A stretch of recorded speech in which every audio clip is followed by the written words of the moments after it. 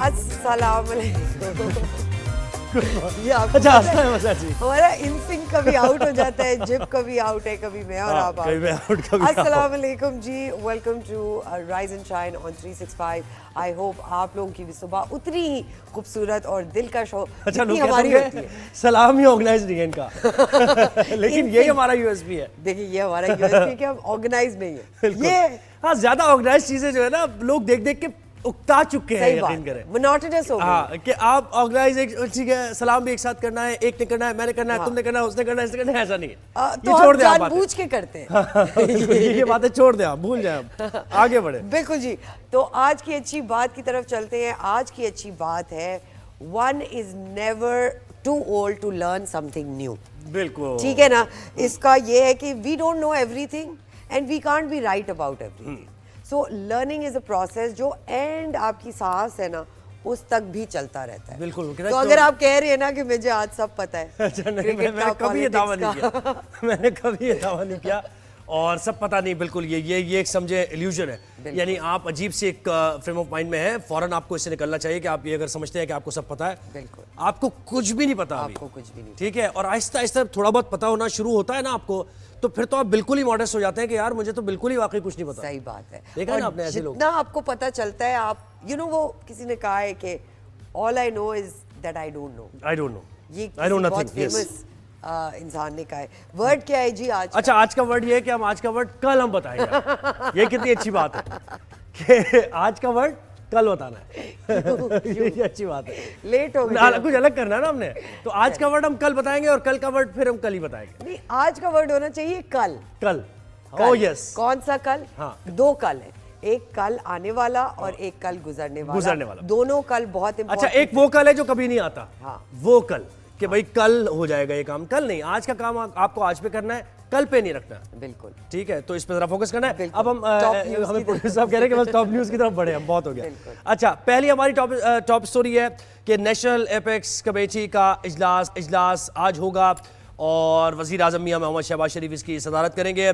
इजलास में आला अस्करी और सिविल क़यादत शरीक होगी।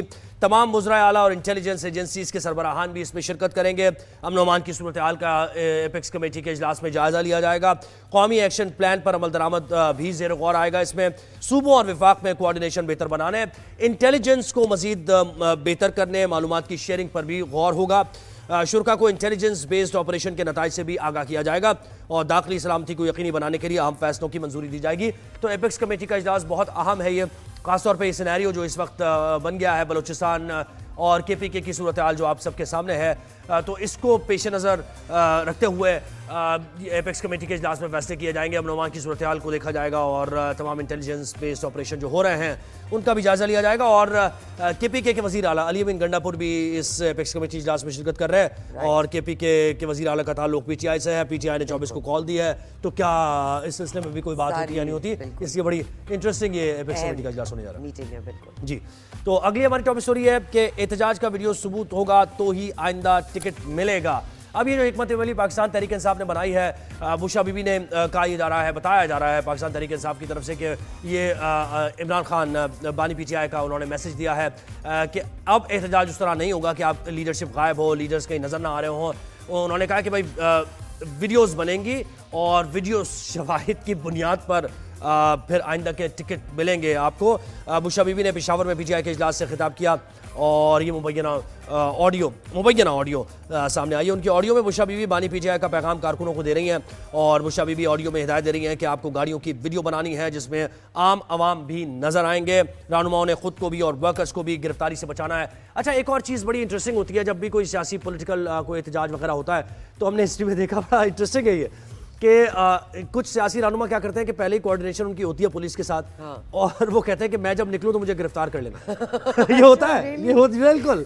ये पाकिस्तान की ये पॉलिटिक्स में हो चुका है और जब एहतजाज की सारी सूरत हाल होती है कि वो कोऑर्डिनेशन होता है और जनाब निकलते हैं 5-6 कारकुनों के साथ और एकदम से उनको गिरफ्तार कर लिया जाता है और वो हाथ हिलाते हुए विक्ट्री का निशान बनाते हुए वो सेफ जोन में चले जाते हैं। अच्छा हाँ, तो इसीलिए तो हिकमत अमली बन रही है ना। राइट। ये हिकमत अमली बनाई जा रही है कि भाई इस तरह। इसलिए भी कहा जा रहा है कि जो उनकी मीटिंग थी उसमें से भी 4-5 लोग उनके गायब थे। बिल्कुल ऐसे ही है। ऐसे ही। तो वो ये है कि बस दो तरह की गिरफ्तारियां, एक तो जेन्युइन भी गिरफ्तारी होती है, लेकिन ये एक दूसरी तरह की मैंने आपको बता दी जिसकी वजह से फिल्मी गिरफ्तारी भी। बिल्कुल। तो तमाम तमाम ओहदेदार गिरफ्तारी और शेलिंग से बचने के लिए तमाम तैयारी रखें। बाद में ये नहीं सुना जाएगा कि गिरफ्तार हो गया, शेलिंग हो गई। देखा आपने, सुना, ये वही बातें हो रही हैं। काफिले में इंटरनेशनल मीडिया को भी साथ रखना है। 24 नवंबर का एहतजाज बानी पीटीआई से वफा का इम्तिहान है। यानी मुल्क की बका का तो ये नारा लगा ही रहे हैं और ये कह रहे हैं कि भाई सियासत जमहूरियत की बका के लिए, लेकिन बानी पीटीआई से वफा यानी एक इमोशनल उसका जो है ना पहलू, उसको भी उजागर उन्होंने किया कि भाई बानी पीटीआई से वफा का इम्तिहान है। ये पीटीआई रहनुमा शौकत यूसुफजई ने बुशरा बीबी की ऑडियो की तस्दीक कर दी है। तो ये हमारी दूसरी टॉप स्टोरी पाकिस्तान तहरीक इंसाफ के एहतजाज से मुतालिक। अच्छा, तीसरी हमारी टॉप स्टोरी है कि सानिया 9 मई से मुतालिक मनसूबाबंदी के इल्जाम में शाह महमूद कुरैशी, एजाज चौधरी, उमर सरफराज चीमा और 21 मुलजिमान पर, यानी इन समेत 21 मुलजिमान पर फर्द जुर्म आयद कर दी गई है। मुलजिमान ने अदालत के रूबरू सेहत जुर्म से इनकार किया है और इंसदाद दहशतगर्दी अदालत ने आइंदा समात पर गवाहों को तलब कर लिया है। तो 9 मई का वाकया जो हुआ, इसमें गिरफ्तार थे लोग और अब ये बताया जा रहा है कि भाई अब ये प्रोसेस तेज हो गया जैसे जैसे एहतजाज की पैटर्न है जो वही रिपीट होता हुआ हम देखते हैं कि गिरफ्तारियां भी होंगी, फिर कंटेनर्स भी लगाए जाएंगे और यहाँ ये फर्द जुर्म भी आयद हो गई और फिर वो एरियाज भी ब्लॉक कर दिए जाएंगे। तो ये कंटिन्यूअस पैटर्न। बिल्कुल। तो अब ये फर्द जुर्म आयद हुई है, सेहत जुर्म से इनकार किया। तीसरी हमारी टॉप स्टोरी ये हुई। अच्छा, चौथी हमारी टॉप स्टोरी है कि पाकिस्तान की दिफाई कुव्वत और शराकतदारी के नए दौर का आगाज हो रहा है और दिफाई नुमाइश आइडियाज कराची में शुरू हो रही है। 22 नवंबर तक जारी रहेगी। जदीद और रिवायती दिफाई साजो सामान मेहमानों के होश उड़ाएंगे और पाकिस्तान हमेशा दिफाई सलाहियतों की अगर बात की जाए तो पाकिस्तान का नाम दुनिया के नक्शे पर हम देखते हैं कि दुनिया में एक्नॉलेजमेंट पाकिस्तान को मिलती है जो पाकिस्तान की दिफाई सारी चीज़ें हैं। दिफाई पैदावार में असलहा, टैंक, जंगी तैयारे, हेलीकॉप्टर, बहरी जहाज शामिल हैं। आबदोज़ें, drone, missile, cyber defence system और सैटेलाइट और इलेक्ट्रॉनिक वॉरफेयर सिस्टम्स भी नुमाइश का हिस्सा है। बिल्कुल। और geopolitically Asia is one of the biggest markets of defence arms. बिल्कुल। और हम ये देख रहे हैं कि 2022 में भी आइडियाज हुई और अब 2024 में भी है। बिल्कुल ऐसे ही। और पाकिस्तानी मिशंस जहाँ जहाँ जाते हैं पाकिस्तान के तो फौज का नाम रोशन करते हैं और उसमें उनकी नुमाया कारकर्दगी होती है, मेडल्स वगैरह भी उनको मिलते हैं। तो आगे बढ़ते हैं। आगे हमारी टॉप स्टोरी है कि हज से मुताल्लिक सरकारी स्कीम के तहत हज दरखास्तों की वसूली का आगाज़ हो चुका है। दरखास्तें 3 दिसंबर तक जमा कराई जा सकेंगी। कुरानंदाजी 6 दिसंबर को होगी। तर्जुमान वजारत मजहबी उमूर के मुताबिक रेगुलर स्कीम में पहली बार हज दरखास्त देने वाले अफराद को कुरानंदाजी में तरजीह दी जाएगी। हज अखराजात 10,75,000 से 11,75,000 के करीब आएंगे और रकम 3 किस्तों में भी जमा कराई जा सकेगी। ख़वातीन आज़मीन बगैर महरम काबिल एतमाद ग्रुप के साथ हज पर जा सकती हैं। तो ये एक नई चीज़ आई है कि बगैर महरम के आप हज कर सकती हैं। ये हो रहा है एक दो बिल्कुल कुछ सालों से and I think it's so nice because a lot of खवातीन जिनके भाई नहीं है या बेटे नहीं है वो किस तरह हज करें, कैसे हज करेंगे? To facilitate this is a great. बिल्कुल। और नई हज स्कीम के तहत ये भी एक फैसिलिटेट किया गया हाजियों को कि भाई इंस्टॉलमेंट्स में आप जो हज के अखराजात हैं वो पे कर सकते हैं, तो इसको भी सराहा जा रहा है। अब आगे बढ़ते हैं। अगली टॉप स्टोरी हमारी है कि ऑस्ट्रेलिया ने पाकिस्तान को, अच्छा ऑस्ट्रेलिया पाकिस्तान को सीरीज में क्लीन स्वीप कर दिया है। अब हार कुछ इस तरह बनती जा रही है कि हार खबर नहीं है। मैं आपको बताऊं, हार एक हकीकत है। नहीं, हार एक हकीकत है और एक रूटीन का मामला है। हाँ। अगर जीते तो फिर खबर बनती है। तो फिर खबर है। कैसा है? सही है बहुत ना? बुरा है ये। अच्छा दिल तोड़ने वाली बात है। अच्छा, तो कौमी टीम के पहले खेलते हुए उन्होंने 170 रन बनाए। बाबर आजम 41 रन बनाकर पवेलियन लौटे। अच्छा खेल रहे थे वैसे वो, बाबर आजम निक में नजर आ रहे थे लेकिन अपनी विकेट थ्रो कर दी उन्होंने। हसीबुल्लाह 24, शाहीन शाह अफरीदी 16 और इरफान खान 10 रन बना सके। तो बिल्कुल भी ये 117 रन कोई ऐसा टारगेट नहीं था जो कि ऑस्ट्रेलिया चेज ना कर सकता और बेहतरीन तरीके से ऑस्ट्रेलिया ने आकर कॉन्फिडेंट खेला और वो जो 117 पे ऑल आउट हो गए बैट्समैन जिन्होंने छक्के वक्के मारे, स्टोइनिस ने जिस तरीके से खेला है ना, मार्कस स्टोइनिस ने जैसे खेला है, ये सीखना चाहिए T20 बैट्समैन को भी और वनडे इंटरनेशनल में भी जो खेलते हैं बैट्समैन, उनको ये सीखना चाहिए कि कैसे आप बॉलर को अंडर प्रेशर लाते हैं। हारिस रऊफ को भी छक्के मारे उन्होंने, शाहीन शाह अफरीदी को भी छक्के मारे और पाकिस्तान को बिल्कुल फ्लैट हो गए। 117 पे ऑल आउट हो गए। बिल्कुल ऐसा ही है। तो ये तो हो गया। आगे भी बात करेंगे। जी, हमारी नेक्स्ट स्टोरी है जिम्बाब्वे ने पाकिस्तान के खिलाफ वनडे एंड T20 सीरीज के लिए स्क्वाड का ऐलान कर दिया। पाकिस्तान के खिलाफ 15 man ODI and T20 squad ऐलान किया है। वनडे स्क्वाड की क़यादत Ervine Craig and T20 squad की सिकंदर रजा करेंगे। पाकिस्तान टीम ऑस्ट्रेलिया से डायरेक्टली जिम्बाब्वे जाने जाएगी और ग्रीन शर्ट्स एंड जिम्बाब्वे के दरमियान 3 ODIs एंड 3 T20s मैचेस की सीरीज खेली जाएगी। तो अब देखते हैं। जिम्बाब्वे से तो खैर मौका है क्योंकि इतनी अच्छी टीम नहीं है, तो हमें अपने यंगस्टर्स को मौका देना चाहिए। यंगस्टर्स को मौका देना चाहिए। हम कॉन्स्टेंटली इसी बात पे फोकस कर रहे हैं ये पूरी सीरीज़ में कि जो भी पुराने नाम हैं उनकी परफॉर्मेंस इतनी को ख़ास नहीं रही, तो जो यंग हमारे प्लेयर्स हैं उनको मौका दें, उनकी परफॉर्मेंस ज़्यादा बेहतर है। बिल्कुल ऐसी। बिल्कुल जी। अब नेक्स्ट स्टोरी की तरफ चलते हैं। डेनमार्क की 21 ईयर ओल्ड विक्टोरिया के जेर ने मिस यूनिवर्स 2024 का टाइटल अपने नाम कर लिया। एस्पायरिंग डांसर एंड लॉयर बनने की ख्वाहिशमंद हैं वो। मेक्सिको सिटी में होने वाली तकरीब में मोर देन 120 कंट्रीज़ की ब्यूटी क्वींस को हरा दिया। विक्टोरिया के मिस यूनिवर्स का क्राउन पहनने वाली फर्स्ट डेनिश हसीना है। विक्टोरिया के by profession dancer and entrepreneur हैं और वो एनिमल राइट्स एक्टिविस्ट भी हैं। ज़बरदस्त भाई, अच्छे काम कर रही हैं वो दुनिया में। तो Miss Universe is a big tight for her to win this and to be the first Danish to win this. बड़ी डेनमार्क के लिए अच्छी है। अच्छा, अब क्रिकेट की पहले क्रिकेट से आगाज करते हैं और फिर सियासत के खेल की तरफ हम बाद में जाएंगे। बिल्कुल जी। तो क्रिकेट में यही हुआ जैसे हमने टॉप स्टोरी में बताया आपको। तीसरे और आखिरी T20 मैच में भी ऑस्ट्रेलिया ने पाकिस्तान को आउट क्लास करते हुए सीरीज में वाइट वॉश कर दिया है। पाकिस्तान की जानिब से दिया गया 118 रन का हदफ 3 विकेट्स के नुकसान पर पूरा किया और होबार्ट में ये मैच खेला गया। पाकिस्तान की जानिब से दिए गए हदफ के ताक़ुब में ऑस्ट्रेलियावी इनिंग्स का आगाज मैथ्यू शॉट और जैक फ्रेसर मैकगर्क ने किया और शाहीन शाह अफरीदी ने 16 के मजमूए पर मैथ्यू शॉट को आउट कर दिया। और ये सारे अहवाल पूरा क्रिकेट का हमने देखा, लेकिन वो स्टोइनिस की इनिंग्स ऐसी थी कि बस वो अनस्टॉपेबल थे भाई, अनस्टॉपेबल थे, बिल्कुल ऐसे ही अनबिलीवेबल परफॉर्मेंस थी। ब्यूरो चीफ इस्लामाबाद अब्बास शबीर जो कि सियासत के खेल का अहवाल भी हमें देते हैं, अदालत में क्या चल रहा है वो भी हमें बता रहे होते हैं और क्रिकेट में उनका इंटरेस्ट खुद भी है और खुद भी नजर रखते हैं, तो क्रिकेट का भी जरा उनसे अहवाल भी लेते हैं, तज्जिया भी लेते हैं और पीसीबी में क्या हो रहा है, इस हार पर क्या सोचा जा रहा है। अब्बास बहुत शुक्रिया, काफी टाइम बाद आपने वक्त दिया हमें। जी थैंक यू वेरी मच। आपने हार वाली बात की, तो हार तो पाकिस्तान की आदत हो गई है। जब पाकिस्तान जीतता है तो एक नई सी चीज हमें लगती है। नहीं मैं ये बात कर रहे थे हम मैं कहता कि खबर तब बनती है जब पाकिस्तान जीतता है। जी हाँ बिल्कुल एग्जैक्टली। तो बताएं अब्बास क्या परफॉर्मेंस। जी कैसी रही टीम की परफॉर्मेंस में कंसिस्टेंसी नहीं है।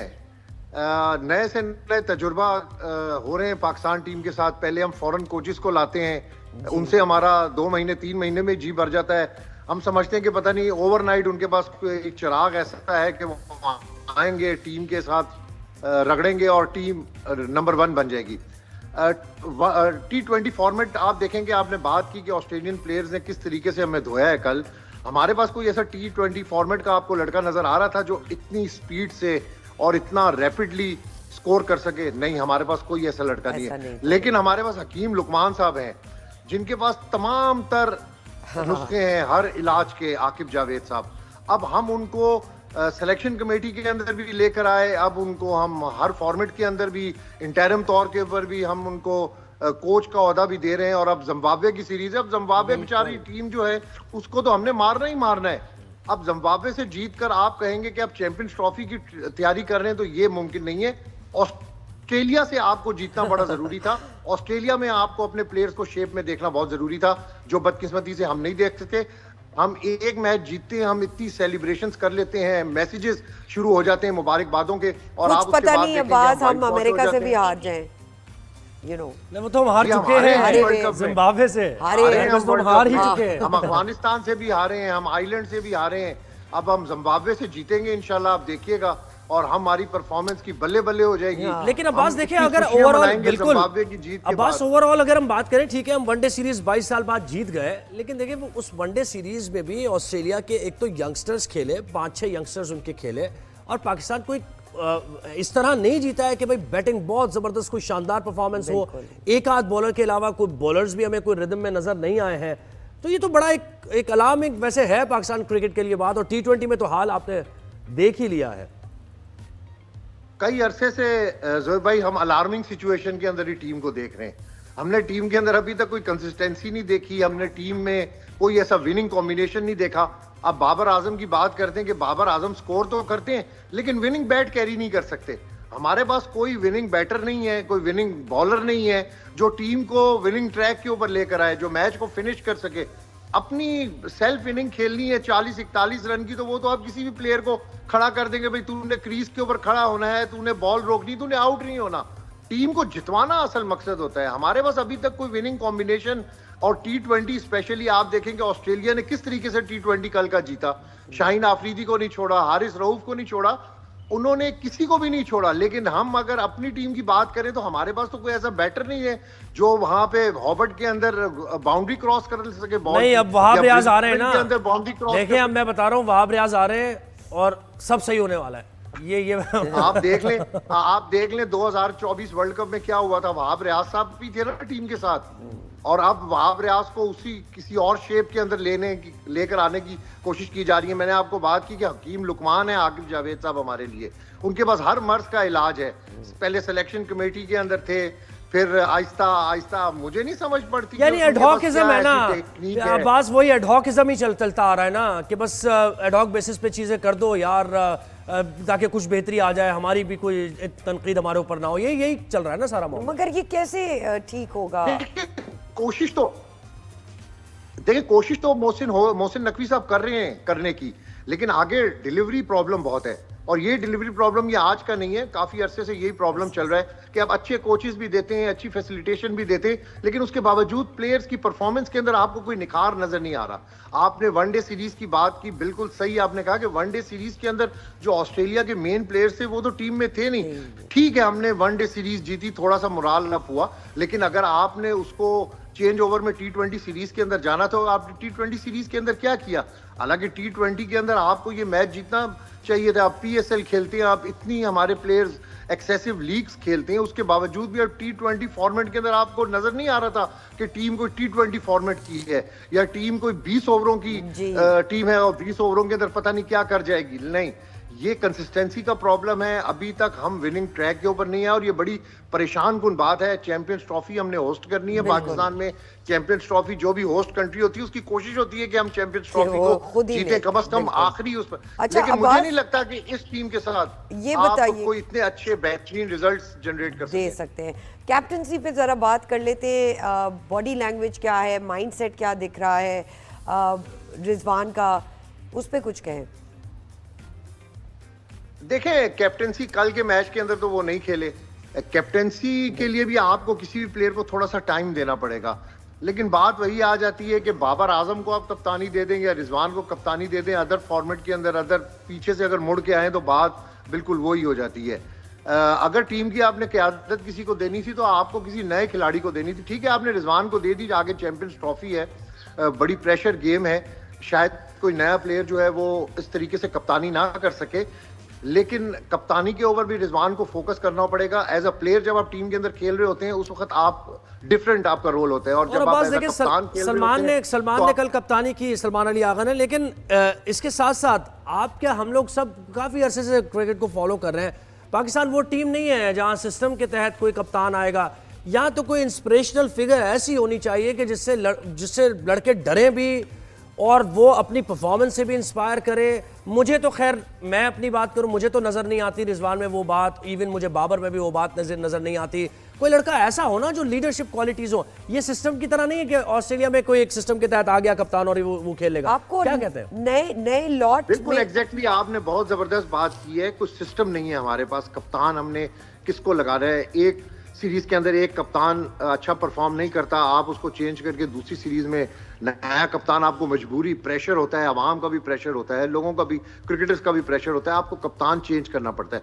लेकिन हमें कप्तान वो लगाना चाहिए जिसको कम से कम आप 10 साल के लिए क्रिकेट दें, आप उसको टाइम दें। आपको ग्रैम स्मिथ का याद है कि 19 साल की टीम का लड़का था जब वो कप्तान बना था साउथ अफ्रीका टीम का, उसने कितनी लंबी कप्तानी की थी। आपको एक यंग कप्तान, अपनी क्रिकेट को अगर आपने बेहतर करना है तो आपको एक नए लड़के के ऊपर एतमाद करना होगा, उसको तैयार करना होगा, उसको कप्तानी देनी होगी, फिर ही जाके आपको रिजल्ट्स मिल सकते हैं। यही बात आप कोचेस के ऊपर भी रख लेंगे। आप नए कोचेस लेकर आते हैं, फॉरेन कोचेस लेकर आते हैं, उनको टाइम देना चाहिए। आप 2 सीरीज के अंदर आप टाइम नहीं देते, कोचेस भाग देते हैं, आइंदा आपके लिए बड़ी प्रॉब्लम होती है इंटरनेशनली। आप कोई भी कोच किस तरह पाकिस्तान के अंदर आएगा? गैरी कर्स्टन को देख लें, गिलेस्पी को देख लें, इससे पहले अच्छा, मिकी आर्थर देख लें, माजी में कितने तजुर्बे आपने किए। जो नया लॉट है उसमें आप किसको देखते हैं कि उनके अंदर ये कैलिबर है कि वो कैप्टनसी कर सकते हैं और बेहतरीन कर देखिए रिजवान में कैलिबर है कैप्टेंसी का। बाबर आजम के बाद अगर कोई रिप्लेसमेंट थी पाकिस्तान के पास तो वो रिजवान थी, लेकिन रिजवान को कप्तानी के ऊपर फोकस करना पड़ेगा। कप्तान को ऑर्डिनरी प्लेयर से हटकर एक नई शेप के अंदर, एक नई हैसियत के अंदर मैदान के अंदर आप कप्तान को देखते हैं। वो शायद रिजवान के अंदर अभी वो चीजें नहीं, रिजवान के अंदर देखें ना, क्या वो अपनी ही बैटिंग उनकी आप देखें कितने फ्लॉज हैं, मिड विकेट के वो प्लेयर हैं, अपनी शॉट सिलेक्शन उनकी सही नहीं है। हर बॉल यानी आने के बाद मुझे बताएं कौन सा बैट्समैन आपने देखा, अब्बास कब से हम फॉलो कर रहे हैं कि आते ही स्ट्रेट बैट नहीं खेल रहा, वो क्रॉस बैट शॉट्स खेल रहा है? कौन सा ऐसा बैट्समैन है? टेक्निक बिल्कुल सही बात की कि टेक्निक हमारे प्लेयर्स की जो है वो बिल्कुल पुरानी है। क्रिकेट के इस दौर के अंदर जब क्रिकेट इतनी तेज हो रही है, आपको नई टेक्निक के साथ हर मैच के अंदर नई टेक्निक के साथ प्लेयर को अच्छा, चैंपियंस ट्रॉफी का बताएं अब्बास, क्या खबरें हैं वहां से?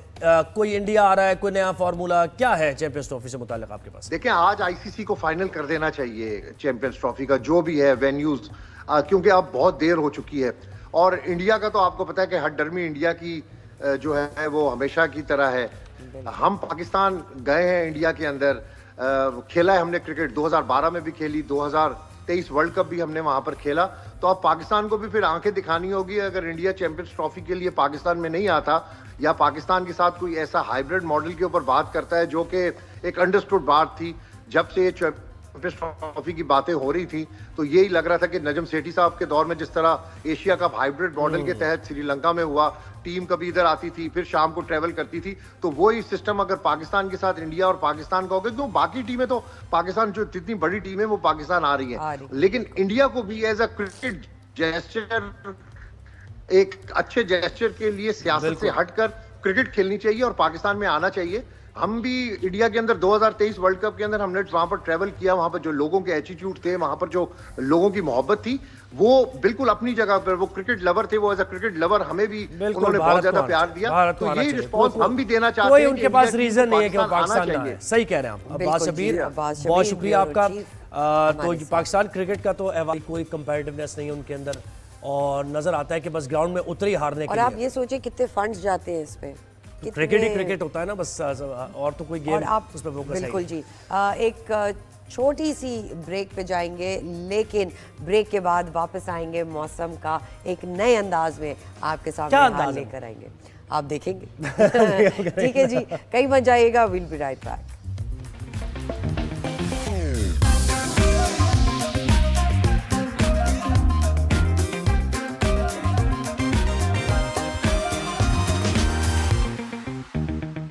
जी तो नाजरीन, वेलकम बैक। कुछ मुनफरिद, कुछ नया सा आपको लग रहा है कि क्या हो रहा है? मुख्तलिफ सा करना चाह रहे हैं हम।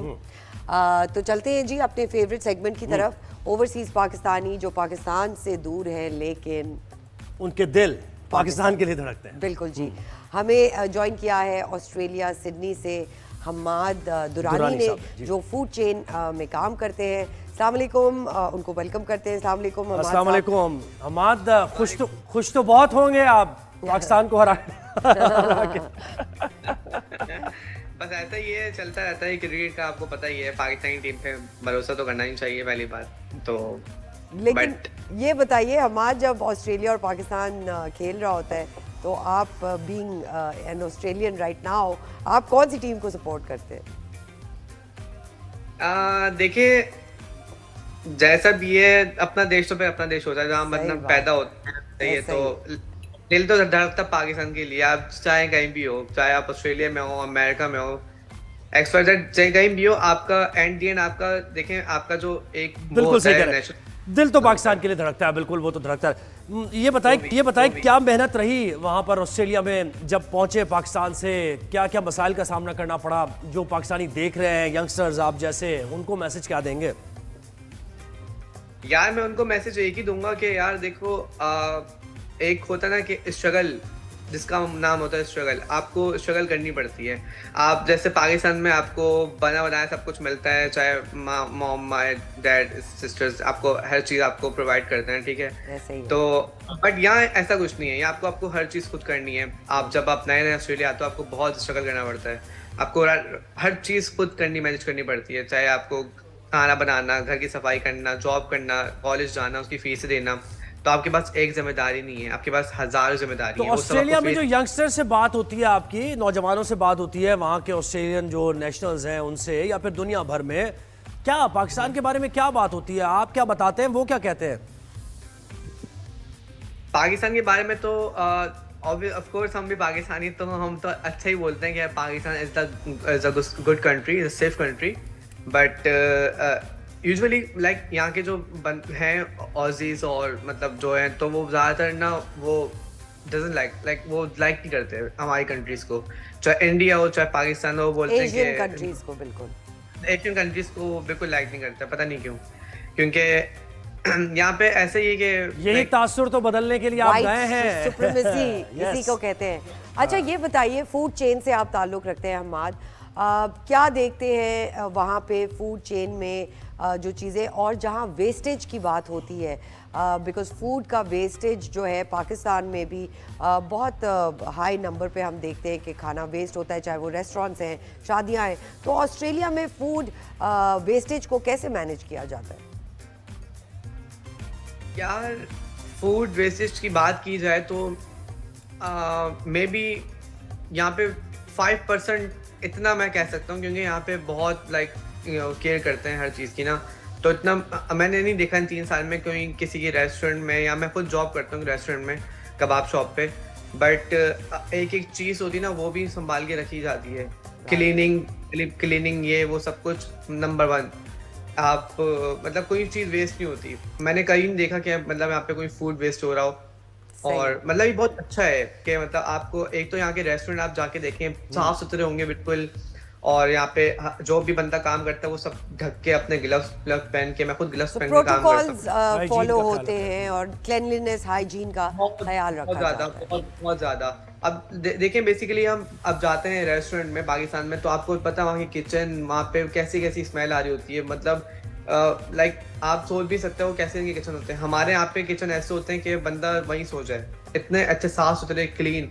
बात बहुत अच्छा लगा बात करके, और हमें ये इस बात से अंदाज़ा हुआ कि पाकिस्तानी नौजवान कहीं भी हों, अगर थोड़ी प्रॉब्लम भी आ जाती है तो उस प्रॉब्लम को सॉल्व करने का उनके अंदर एनर्जी है, वो जज्बा विल है, पावर है, विल पावर है। Hammad, thank you so much. Hammad Durrani हमारे साथ से मौजूद थे, और वही बात है कि फूड चेन हाइजीन के बगैर तो किसी भी कंट्री में नहीं हो सकती। बिल्कुल ऐसे ही है। इतना बुरा हाल नहीं है वैसे वो कह रहे हैं। और हाँ नहीं, बस ये कि ऑस्ट्रेलिया का असल में जो उन्होंने बताया सारी चीज़ें, ये तो दुनिया भर में जब आप किसी नई जगह जाते हैं तो नए तजुर्बात होते हैं। और वो जो हमने कहा ना कि आप एम्बेसडर हैं, तो वो जो कुछ भी सोचते हैं उसके बारे में आपका ये काम है कि आप उसके इमेज को, पॉजिटिव इमेज को उजागर करें, बेहतर करें। तो अब हम चलते हैं जी कुछ मौसम के हाल, मौसम की, जुग्राफियाई मौसम की बात हो जाए। पाकिस्तान भर में क्या सूरत हाल है जनाब, और सर्दी कहाँ कहाँ आ गई है, कहाँ अभी आने वाली है, तो वेदर अपडेट जरा शामिल करते हैं। ये पाकिस्तान का मैप आपने देखा, ये दुनिया के नक्शे पे ऐसे ही जगमगाया, हम तो ये कहते हैं। बिल्कुल। तो पहले कराची का मौसम जी, तो कराची का मौसम आप देखें कि एक्सट्रीम जब जाएगा, नहीं दोपहर के वक्त में 32 डिग्री सेंटीग्रेड होगा, और रात के वक्त में जब डिप करेगा टेम्परेचर तो 22 डिग्री सेंटीग्रेड कराची का टेम्परेचर होगा। सनी है, यानी यहाँ पर कोई अभी बादल नहीं है और बारिश भी नहीं होने वाली है। बिल्कुल जी। कराची के और बाद हैदराबाद। अगर हम हैदराबाद की बात करते हैं तो 32 डिग्रीज सेंटीग्रेड हाईएस्ट रिकॉर्ड किया है। दिन में सनी है, और 16 डिग्रीज लोअर साइड पे है, जो रात के वक्त ज़्यादातर रिकॉर्ड किया गया है। बिल्कुल, तो हैदराबाद में यानी सर्दी आ गई, रात के वक्त में ज़्यादा है। हाँ, कराची से 16 है, ठंडी सो हवा है। It's better. अच्छा जी, क्वेटा की हम बात करते हैं। क्वेटा भी सनी है, यानी वहाँ भी बादल नहीं है और ड्राई वेदर है। और सर्दी में अक्सर ये होता है क्वेटा में, और ज़्यादातर कि भाई सर्दियों के औकात में बड़ा ड्राई हो जाता है वेदर।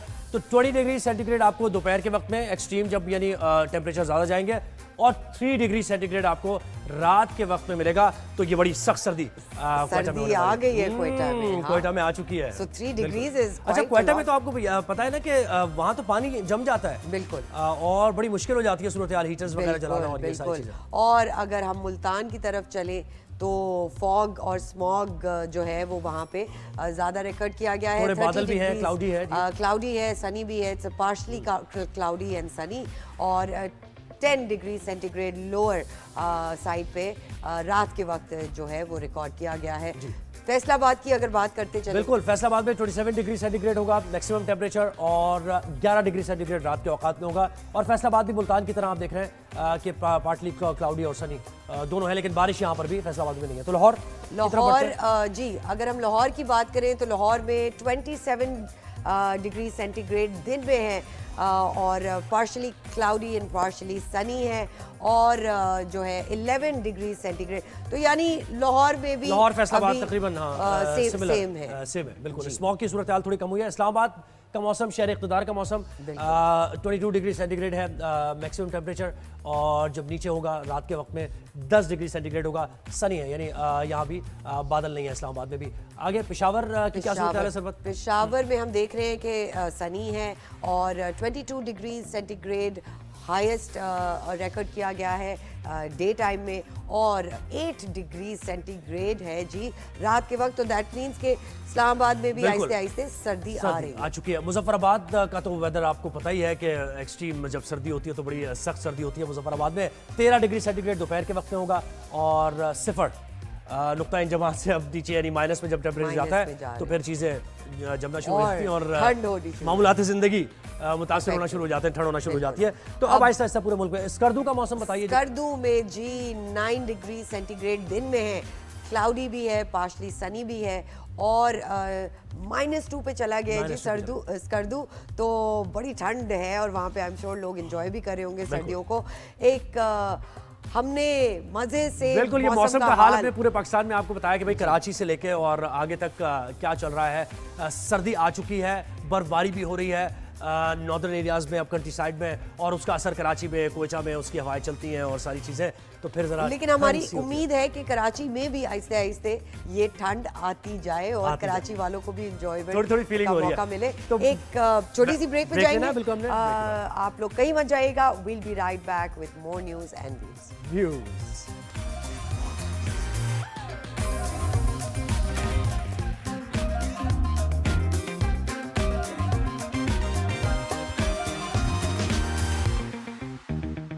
जी वेलकम बैक नाजरीन। पाकिस्तान में होने वाली अनबिलीवेबल ये exhibition, international defence exhibition and seminars IDEAS 2024 आज से शुरुआत हो रही है, आगाज हो रहा है और बहुत अमेजिंग ये टाइम है।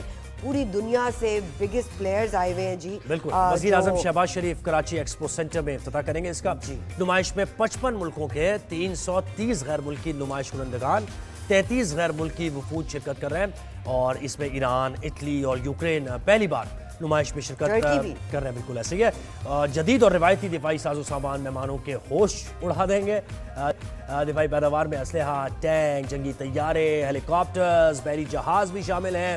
इसके साथ साथ आप दोजें, साइबर डिफेंस सिस्टम, सैटेलाइट और electronic warfare systems, naval engineering भी है, और ऑटोमेटिव सिस्टम्स भी है, साइबर सिक्योरिटी है, इंफॉर्मेटिक्स है, सैटेलाइट है। तो वकास बाकर इस वक्त हमारे नुमाइंदे वहाँ पे मौजूद हैं, उनसे पता करते हैं कि क्या हाल है। जी अस्सलाम वालेकुम वकास, क्या गहमा गहमी है जी आइडियाज़ 2024 में? सबसे पहले तो बहुत मुबारक हो, आज से इनॉग्रेट हो रही है, तो बताइए क्या सूरत हाल है वहाँ की?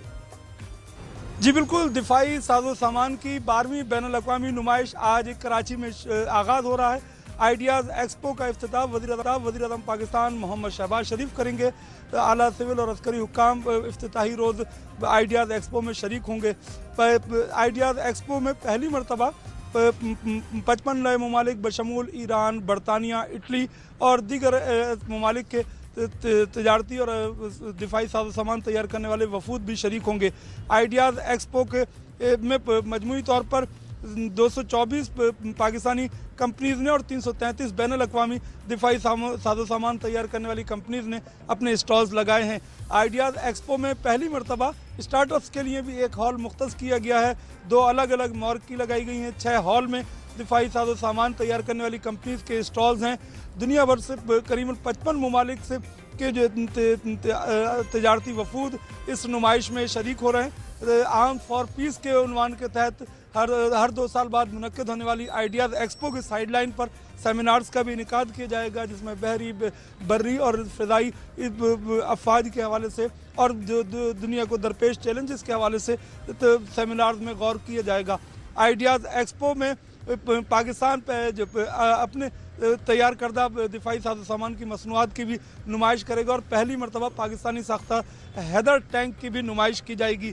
इसके अलावा ड्रोन और दीगर ऐसे आलात हर्ब जो कि पाकिस्तान के मायनाज इंजीनियर्स के तैयार करदा हैं, बिलखुसूस इंफॉर्मेशन टेक्नोलॉजी के साथ जो जदीद आलात तैयार किए जा रहे हैं, उसकी नुमाइश भी आइडियाज़ एक्सपो में की जाएगी।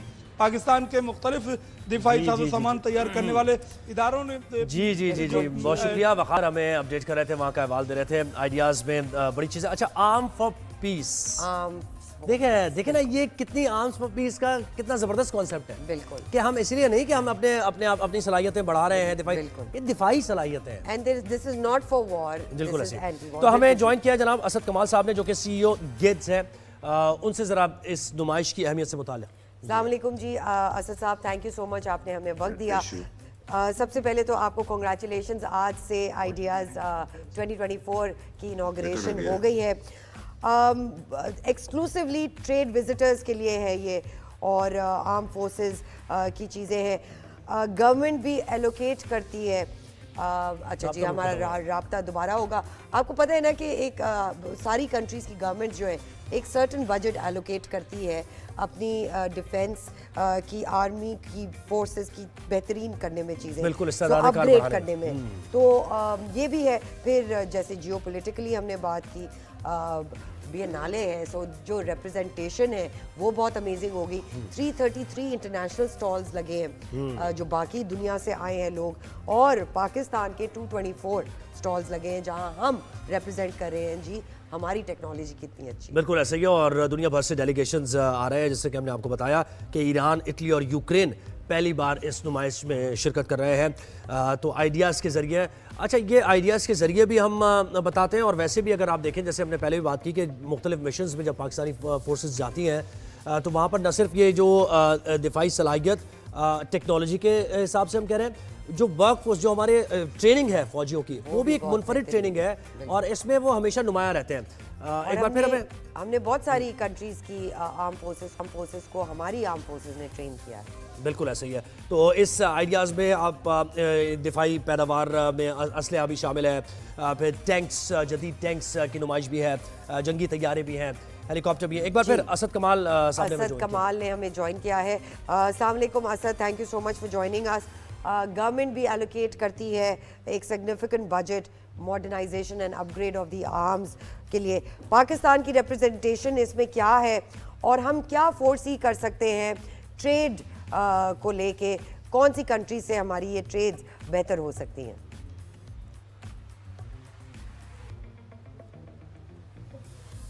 साहब आपको कैन यू हियर मी? जी बिल्कुल, we can hear you now. Asad, आपको मेरा सवाल, आपने मेरा सवाल सुना? जी मैंने सुन लिया जी। तारुफ कराता चलूं जी, मेरी कंपनी है GRDS, it is Pakistan largest defence conglomerate, और हमारे पास कोई 200 से ज्यादा प्रोडक्ट्स हैं जो हम बनाते हैं और हम एक्सपोर्ट करते हैं पाकिस्तान के लिए। आइडियाज हम this is the 12th edition and we've part of fortunately we've been part of all of the editions, और हम we've seen the exhibition grow slowly and gradually, और उसी तरह हमारी पार्टिसिपेशन भी ग्रो कर रही है। अभी इस दफा हमने तकरीबन कोई 50-55 प्रोडक्ट्स अपनी सिर्फ हमारी कंपनी ने इधर इंट्रोड्यूस की हैं, जिसमें जब आप नाजरीन को दिखा सकेंगे तो बड़े ड्रोन्स जिसका विंग स्पैन कोई 65 फुट है, वो कोई 30,000 फुट पे उड़ सकता है, दिन रात में दुश्मन को निशाना बना सकता है, उससे लेके क्रूज मिसाइल्स और कैमोफ्लेज नेट, IR की telescope, everything that we are now making in Pakistan, अल्हम्दुलिल्लाह वो डिस्प्ले पे है। जो अपना क्वेश्चन था जी regarding the export customers, traditionally जो पाकिस्तान की डिफेंस मार्केट है, we are looking at the Middle East number 1, जो आपके एक नेचुरल आपकी वहाँ पे एक आप समझते हैं कि आपका डिप्लोमेटिक वहाँ पे लेवरेज है, तो which gives you the capability कि आप वहाँ के लोगों को बेहतर अपील कर सकते हैं इन टर्म्स ऑफ प्रोडक्ट्स। आप कॉस्ट इफेक्टिव भी हैं when they compare us with the west, plus हम रिलायबल भी हैं बिकॉज हमारा जो उनके साथ रिलेशनशिप है and the after sale service that we give. जी सेकेंडली हम अफ्रीकन कॉन्टिनेंट को टारगेट करें, there is a lot of potential जिस तरह अफ्रीका ग्रो कर रहा है, और वी थिंक कि जो पाकिस्तान की प्रोडक्ट्स हैं they resonate with the requirements of Africa, because वो उस तरह अफोर्ड नहीं कर सकते European technologies which are very expensive, still they need reliable products offered by a reliable country, तो हम अफ्रीकन कंट्रीज को भी टारगेट कर रहे हैं। उसके अलावा अच्छा, इसमें ये बताइए, ईरान, इटली और यूक्रेन भी इसमें पहली दफा आइडियाज में शिरकत कर रहे हैं, इसकी जरा बताइए अहमियत और कितना अच्छा है ये, और ये हैदर टैंक भी पहली दफा इसमें नुमाइश के लिए पेश किया जा रहा है। मजीद क्या कुछ है जो हाईलाइट है वहाँ की जिसको आप भी फोकस कर रहे हैं कि ये चीज़ होगी जो दुनिया भर में डेलीगेशंस देखेंगे, इंटरेस्ट अपना शो करेंगे?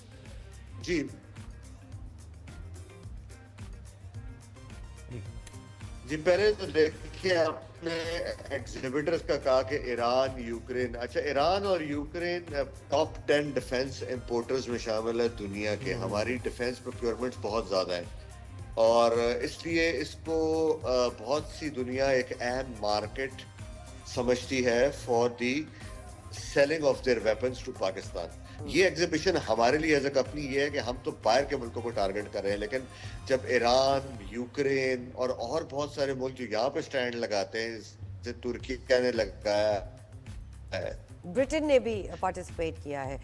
बिल्कुल जी, असद कमाल ने हमें ज्वाइन किया। मजीद बात हो सकती थी, जरा आवाज़ भी थोड़ी सी प्रॉब्लम है और थोड़ा वक्त भी कम है, तो एक छोटी सी ब्रेक पे जाएंगे, छोटी सी, बिल्कुल छोटी सी, कहीं मत जाइएगा, आप हमारे साथ।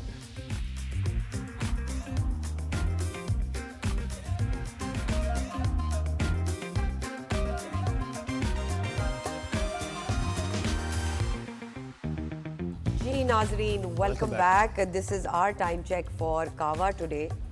सर्दियां आ रही है, मौसम चेंज हो रहा है, बीमारी और कॉफ़ी की क्या बात, और कॉफ़ी की क्या बात है। अब क्या कर रहे हैं? तो अब हम ज़रा सियासत की बात करते हैं, और पाकिस्तान तहरीक इंसाफ की हिकमत अमली मुख्तलिफ रहनुमा बता ही रहे हैं। शेख वकास अकरम जिन्होंने कुछ बात की है, और उन्होंने पहले थोड़ा सा बताया था, उन्होंने कहा एहतजाज का वीडियो सबूत होगा तो ही आइंदा टिकट मिलेगा। बुशा बीबी ने पेशावर में PTI के इजलास से खिताब किया है, और मुबैना ऑडियो उनकी ये सामने आई है। ऑडियो में बुशा बीबी बानी PTI का पैगाम कारकुनों तक पहुँचा रही हैं, और ऑडियो में उन्होंने हिदायत दी है कि आपको गाड़ियों की वीडियोज़ भी बनानी है जिसमें आम आवाम भी नज़र आएंगे, रहनुमा भी नज़र आएंगे। रहनुमाओं ने ख़ुद को भी और वर्कर्स को भी गिरफ्तारी से बचाना है। तो इस सारे मामले पर पाकिस्तान तहरीक इंसाफ के एहतजाज पर 24 को क्या होने जा रहा है, इनकी हिकमत अमली क्या है, शेख वकास अकरम ने हमारे ब्यूरो चीफ इस्लामाबाद अब्बास शब्बीर से बात की है, वो ज़रा गुफ्तगू देखिए। पाकिस्तान तहरीक इंसाफ के सेक्रेटरी इंफॉर्मेशन शेख वकास साहब मेरे साथ मौजूद है। वकास साहब, फ़ाइनल कॉल क्या मतलब है? फ़ाइनल कॉल सियासत में कोई फ़ाइनल होता है चीज़? बिल्कुल चीज़ें हतमी होती हैं सियासत में, चीज़ें बिल्कुल हतमी होती हैं सियासत में। अहदाफ होते हैं और अहदाफ को मरहलावार हासिल किया जाता है, और हर हदफ को हासिल करने का एक आखिरी मरहला होता है, और मेरे ख्याल में सियासत में भी उस आखिरी मरहले को फाइनल कॉल ही कहा जाता है। पूरी तैयारी के साथ, बैठने की तैयारी के साथ जा रही है तहरीक इंसाफ इस्लामाबाद में? देखें, जो बैठने की तैयारी के साथ नहीं आएगा इसका मतलब उसकी बैठने की नीयत नहीं है, और जिसकी नीयत नहीं है तो फिर उसको आने की क्या ज़रूरत है। बीइंग अ सेक्रेटरी इंफॉर्मेशन, इस खबर की आप तस्दीक करें या तरदीद करेंगे, आपका राइट है कि बहुत सारे लोग चाहते हैं कि इसमें ताख़ीर भी हो, तैयारियों के अंदर वक्त मिले। अभी ये प्रॉपर मौका नहीं है, इंटरनेशनल पॉलिटिक्स चेंज हो रही है, उसका इंतज़ार किया जाए। ये पार्टी के अंदर भी इस किस्म का तासुर है? खान साहब ने आज कहा है कि जो लोग समझते हैं कि 14 से डिले होना चाहिए या वो समझते हैं कि नहीं होना चाहिए, तो तो फिर वो इसमें शिरकत ना करें और अपना बंदोबस्त करें। कोई ज़रूरत नहीं है, फिर बैठें घर, फिर उनको पीटीआई फैमिली का हिस्सा रहने और बनने का कोई हक नहीं। खान कह रहा है, मैं नहीं कह रहा हूँ। तो मैं भी यही समझता हूँ कि और कितना इंतज़ार करना था आपने। अगले महीने भी यही बहाने, सिक्योरिटी होगी, पर्चे होंगे, पुलिस होगी, मौसम होगा, फलान होगा, टीम होगा, फिर उससे अगले महीने भी यही चीज़ें होंगी। क्या ये चीज़ें ख़त्म हो जाएंगी? तो somebody has to stand up to these things, और वो आवाम नहीं करना है। और अल्लाह ताला देखें, खैर की उम्मीद रखें, अल्लाह खैर करेगा। हिम्मत से, जवा मर्दी से आए, खैर से आए और अपने अहदाफ और मुतालबात के लिए यहाँ बैठें।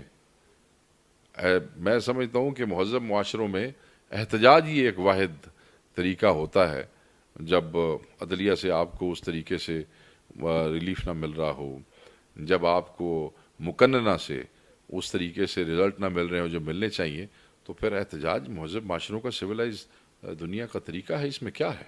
गिरफ्तारियां भी होंगी, रास्ते भी बंद होंगे। कितना क्राउड एक्सपेक्ट कर रहे हैं आप वैसे रफली, पंजाब से, केपीके से, सिंध से, बलूचिस्तान से? I can't put a figure on it, but मैं ये आपको बता सकता हूँ कि लाखों की तादाद में लोग पंजाब से निकलेंगे और लाखों की तादाद में लोग केपी से आएंगे, बहुत बड़ी तादाद बलूचिस्तान से आएगी और बहुत बड़ी तादाद में लोग कराची से यहाँ पहुँचेंगे। फासला बहुत ज़्यादा है, मगर इस दफ़ा आपको बलूचिस्तान के लोग और आपको सिंध के लोग सरप्राइज़ करेंगे पीटीआई के। सर, ये भी बहुत सारी खबरें हैं कि इमरान खान, बानी पीटीआई की जो मिसेज़ हैं बुशरा बीबी, वो मामलात को देख रही हैं। इस खबर के अंदर क्या सदाकत है? मीटिंग्स कर रही हैं वो? किस तरीके से, अगर वो कर रही हैं तो मोबिलाइजेशन कर रही हैं वो? नहीं, इसमें कोई सदाकत नहीं है। बात यह है कि 2-3 इजलास हुए हैं जिसमें पंजाब के 4 रीजन्स एंड देन केपी के 2-2 रीजन्स, और उसमें सदारत बैरिस्टर गौहर की थी। केपी वाले इजलास जो थे उनमें सदारत आपके चीफ मिनिस्टर सरदार अली अमीन खान गंडापुर की थी, और उनकी सदारत में ये हुआ है। उस सदारत में नकाबत मेरी समझ लें आप, मैं उसको वो कर रहा था, मैंने स्पीच भी की, मेरे पास secretary general and then Gauhar sahab and then this our chief minister, और उसके बाद मोहतरमा बुशरा बीबी ने इमरान खान साहब का पैगाम पहुंचाया है। सो बैरिस्टर गौहर की सदारत में जो इजलास हुआ पार्टी का पंजाब के रीजन्स का, उसमें उन्होंने अपने मियाँ का पैगाम अपनी पार्टी तक पहुंचाया है। अब बड़ी मज़े की बात है शबर, बात यह है कि लोग तकरीर में से ये निकाल के टीवी पे चला रहे हैं जी 5,000 थे 10,000 जी, ठीक है। लोग ये चला रहे हैं कि पार्टी में आपको मॉनिटर किया जाएगा, लोग ये चला, अच्छा वो मैंने आज बहुत से चैनल्स को, मैं अब इधर भी आता हूँ, लोग ये नहीं चला रहे, चलाना नहीं चाहते, नीयत साफ नहीं है शायद, कि उन्होंने आते साथ तकरीर में सबसे पहली बात यह की कि न मुझे क़यादत का शौक़ है, न मुझे सियासत का शौक़ है, न मैं सियासत में दिलचस्पी रखती हूँ, न मैं सियासत करना चाहती हूँ, और न मैं पार्टी की क़यादत संभाला। ये क़यादत ज़िम्मेदारान आपके सामने मौजूद हैं, मैं सिर्फ आपके कायद का पैगाम आप तक पहुँचाना चाहती। उन्होंने कहा मेरा ना कोई शौक़ है, ना मेरी दिलचस्पी है, ना मेरा कोई लेना देना है इससे, पॉलिटिक्स से मेरा कोई शौक़ नहीं है, मेरा कोई ताल्लुक़ नहीं है। अच्छा, ये कोई चीज़ ही नहीं चला रहा। वो जी उन्होंने कहा कि वीडियोस बनानी है गाड़ियों में, अंदर क्या होगा बाहर। मैं ज़रा आपके तवज्जुह से सारे पाकिस्तान को बता दूं कि ये उन्होंने कहा या नहीं कहा, पाकिस्तान तहरीक इंसाफ के अंदर ये मैकेनिज्म सालों से राइज है। मैं पंजाब की मॉनिटरिंग करता रहा हूँ, और यस हम मांगते हैं वीडियोस कि जब आप चले काफिले, और अभी नहीं, ये तो अब हम अपने इंटरनल मैकेनिज्म तो नहीं शेयर कर सकते। चलो उन्होंने एक बात कर दी तो मैं इसको और खोल के कर देता हूँ कि इस पर बाकायदा तौर पे इवन पंजाब राब्ता कमेटी, हम रेगुलर इसको चेक करते हैं, हमारे पास पूरा डाटा है कि कौन निकला, कब निकला, कितनी तादाद लेके निकला। आजकल के दौर में वीडियोस के अलावा और कौन सा रास्ता है इसको डॉक्यूमेंट करने का? सबसे बेहतर और आसान रास्ता है तो होता है यूँ कई साढ़े दोस्त एंकर्स ने साढ़े भाई जेड़े जिन्होंने इससे भी ये क्या हो गया जी, वो भाई हमारा इंटरनल मैकेनिज्म है, आपको क्या तकलीफ है? अहदाफ दिए हैं ना, रियलिस्टिक अनरियलिस्टिक की बहस, वो भाई हमारे कायद ने दिए हैं, उनकी बेगम साहिबा ने हम तक पहुंचा दिए हैं। करांगे नहीं करांगे, थोड़ा करांगे ज़्यादा करांगे, ये किड़ी बहस है? बात तो ये है। अच्छा जी, फिर जी मुझे एक दोस्त ने कहा आज कि जी कुछ लोग हैं जो ये कहते हैं कि शायद ये नहीं होना चाहिए, डिले होना चाहिए। मैं कहा ना दसते हो ना दा, वो कौन सी ऐसी पर्दादार खवातीन है जिनका नाम आप टीवी पे लेते हुए डरते हैं और घबराते हैं? दसो ना होना था ना। मैं भी तो देखूं कि इस तहरीक इंसाफ के अंदर वो कौन सा शख्स है जो तहरीक इंसाफ की फैमिली का हिस्सा भी रहना चाहता है और इमरान खान साहब के हुक्म की पाबंदी भी नहीं करना चाहता है। उदा ना ही दस दो। इशारे किनारे दे विच की गुफ्तगू हो रही है। सो ये भी एक मुनज़्ज़म लाइन दी गई है चंद दोस्तों को टीवी पे कि जी ऐसे करें और वैसे करें। अगर फाइनल कॉल, लास्ट क्वेश्चन, अगर फाइनल कॉल बेनतीजा रही, जो आप लोगों के मुतालबात हैं, अगर वो पूरे नहीं होते तो फिर अगली स्ट्रेटजी क्या होगी? अल्लाह की ज़ात से खैर का गुमान रखना है। वो अहदाफ दिए गए हैं, बस हमने वो अचीव करने हैं। अगली स्ट्रेटजी का भी उसी को पता है जिसने पिछली स्ट्रेटजी दी है। ठीक है, जब वो पिछली स्ट्रेटजी पे अमल कर लेंगे, अगली स्ट्रेटजी का वक्त आएगा तो अड्याला है की है। स्ट्रैटेजी उसी को पता है जिसने पिछली स्ट्रैटेजी दी है। तो उन्होंने 2-3 वजाहतें दी। एक बुशा बीबी से मुताल्लिक उन्होंने कहा कि भाई उनको ना कोई दिलचस्पी है सियासत में आने की, ना उनका कोई लेना देना है। एक बानी पीटीआई ने पैगाम दिया, इमरान खान ने पैगाम दिया, वो उन्होंने पहुंचा दिया बिल्कुल ऐसे ही। और उन्होंने कहा कि भाई तहरीक इंसाफ में कौन सा शख्स है जो ये कह रहा है कि ये कॉल गलत टाइम पर दे दिया है, इसको आगे बढ़ाया जाए। उन्होंने कहा कि वो फैमिली का हिस्सा भी रहना चाहते हैं तहरीक इंसाफ की और इस हुक्म को मानने भी नहीं करना चाहते हैं। बिल्कुल। तो 24 नवंबर वीडियो से मुताल्लिक भी उन्होंने बताया कि हमारे यहाँ पुराना मैकेनिज्म है, हम इस तरीके से वीडियोस बनाते हैं और देखते हैं कि भाई कौन एहतजाज के लिए निकला है, कौन सा लीडर है ऑन ग्राउंड या फिर नहीं है। एक चीज़ यहाँ पर मिसिंग है जो कि सियासी जमातों में, पॉलिटिकल पार्टीज़ में ये कल्चर राइज होना चाहिए कि वो जो हुक्म और इसकी जो टर्म्स यूज़ होती है ना सियासत में, जमहूरियत में, ये हुक्म अहकामात लीडर की तरफ से आना, ये तासुर कुछ ठीक नहीं जाता। क्योंकि डेमोक्रेसी में तो सबकी से होती है। क्या ही अच्छा होता, यानी एक मशवरा है, या जो हमने डेमोक्रेसी के बारे में पढ़ा है कि भाई कोर कमेटी के इजलास होते हैं, पॉलिटिकल कमेटीज़ के इजलास होते हैं, वो कमेटीज़ डेलिब्रेट करती हैं, उसमें डिफरेंस ऑफ ओपिनियन आता है और फिर एक फैसला किया जाता है। यहाँ पर वो जो लेयर है मिसिंग दिखाई दे रही है। क्या ख्याल आपका? ऐसा है ना कि वो लेयर लीडर्स की मिसिंग मिसिंग है। ऑल्सो लीडरशिप इस वक्त कंप्लीट तौर पे सामने नहीं है, तो बाइफरकेटेड ओपिनियंस नजर। और हमारे यहाँ कल्चर भी है ना सियासत में, हमारे यहाँ कल्चर यही रहा है कि वो एक शख्स के इर्द गिर्द पूरी जमातें घूमती हैं और उसके ही अहकामात पर अमल किया जाता है। तो यही पाकिस्तान तहरीक इंसाफ में भी हो रहा है। तो अब देखना यह है कि उनका एहतजाज कितना कामयाब होता है, कितना नहीं होता, क्योंकि हुकूमत की तरफ से भी हिकमत अमली बनाई गई है और वो कह रहे हैं कि हम जो ये बयानात आ रहे हैं पाकिस्तान तहरीक इंसाफ की तरफ से, कल जो परसों इजलास भी हुआ KPK में, वहाँ पर जो नारे लगे, जिहाद वगैरह के नारे लगे और ये सारी चीज़ें, एग्रेशन जो नज़र आ रहा है पाकिस्तान तहरीक इंसाफ का, इसको देखते हुए हुकूमत कह रही है कि ये तो किसी सूरत अलाउ नहीं किया जाएगा और ये कोई पुरअमन एहतजाज की तरफ नहीं बढ़ रहे हैं, ये इंतशार पैदा करना चाहते हैं इस्लामाबाद आकर और मुल्क को बंद करना चाहते हैं। तो फिर हम पकड़ेंगे भी, रोकेंगे भी और जो स्टेट की पावर होगी उसको इस्तेमाल। पैटर्न्स हैं जो हम हर एहतजाज से पहले देखते हैं, कंटेनर्स लगते हैं, बंद किए जाती हैं चीज़ें। सो लेट्स सी कि 24 नवंबर को जी क्या होता है और क्या सक्सेस कौन सी पार्टी को मिलती है। अब जरा कुछ आगे बढ़ते हैं। बिल्कुल जी, अब हम आगे बढ़ते हैं। हसन नवाज इस वक्त पाकिस्तान की बहुत बड़ी न्यूज़ है और बैरून मुल्क रहने वाले भी लोग जो हैं वो बड़े परेशान हैं, एम्बैरेसमेंट भी कर रहे हैं। तो हसन नवाज को दिवालिया डिक्लेयर हो गया, करार दे दिया गया बरतानवी अदालत की जानिब से। अच्छा, एक ये शरीफ फैमिली के तर्जुमान का भी बयान आया और उनकी तरफ से हसन नवाज की कंपनी को दिवालिया करार देने की खबर पर शरीफ फैमिली के तर्जुमान ने कहा कि दिवालिया करने का अमल 1972 से शुरू हुआ था। उन्होंने तनकीद का रुख पीपल्स पार्टी की तरफ भी बढ़ा। उन्होंने कहा 1972 से ही शुरू हुआ था जब जुल्फ़िकार अली भुट्टो ने सनत नेशनलाइज की। मुतासरीन में शरीफ खानदान भी उस वक्त शामिल थे। तर्जुमान ने मजीद ये कहा कि फिर जनरल परवेज़ मुशर्रफ ने शरीफ खानदान की तमाम फैक्ट्री सील की, घरों पर कब्जे किए। साकिब निसार के दौर में भी शरीफ खानदान की सनतों को तबाह किया गया। तर्जुमान शरीफ फैमिली ने यह भी कहा कि शरीफ खानदान के कारोबार को 4 बार दिवालिया कराया जा चुका है। तो वो सारा बैगेज कह रहे हैं कि ये वहां से शुरू हुआ था, इस वजह से हम दिवालिया हुए। लेकिन आपके पास भी सवालात कुछ बिल्कुल थे इस सिलसिले में जो आप करना चाह रही थी।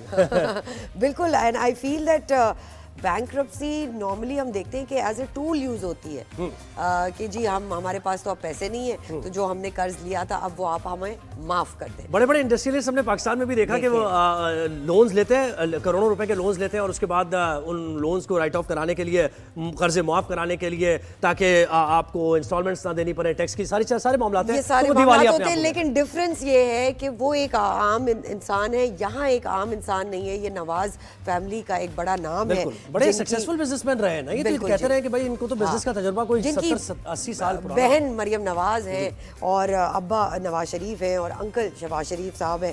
तो ये अब क्या सूरत हाल है, हम बात करते हैं जी। Barrister Rashid Aslam tax lawyer हैं जिन्होंने यूके से हमें ज्वाइन किया है।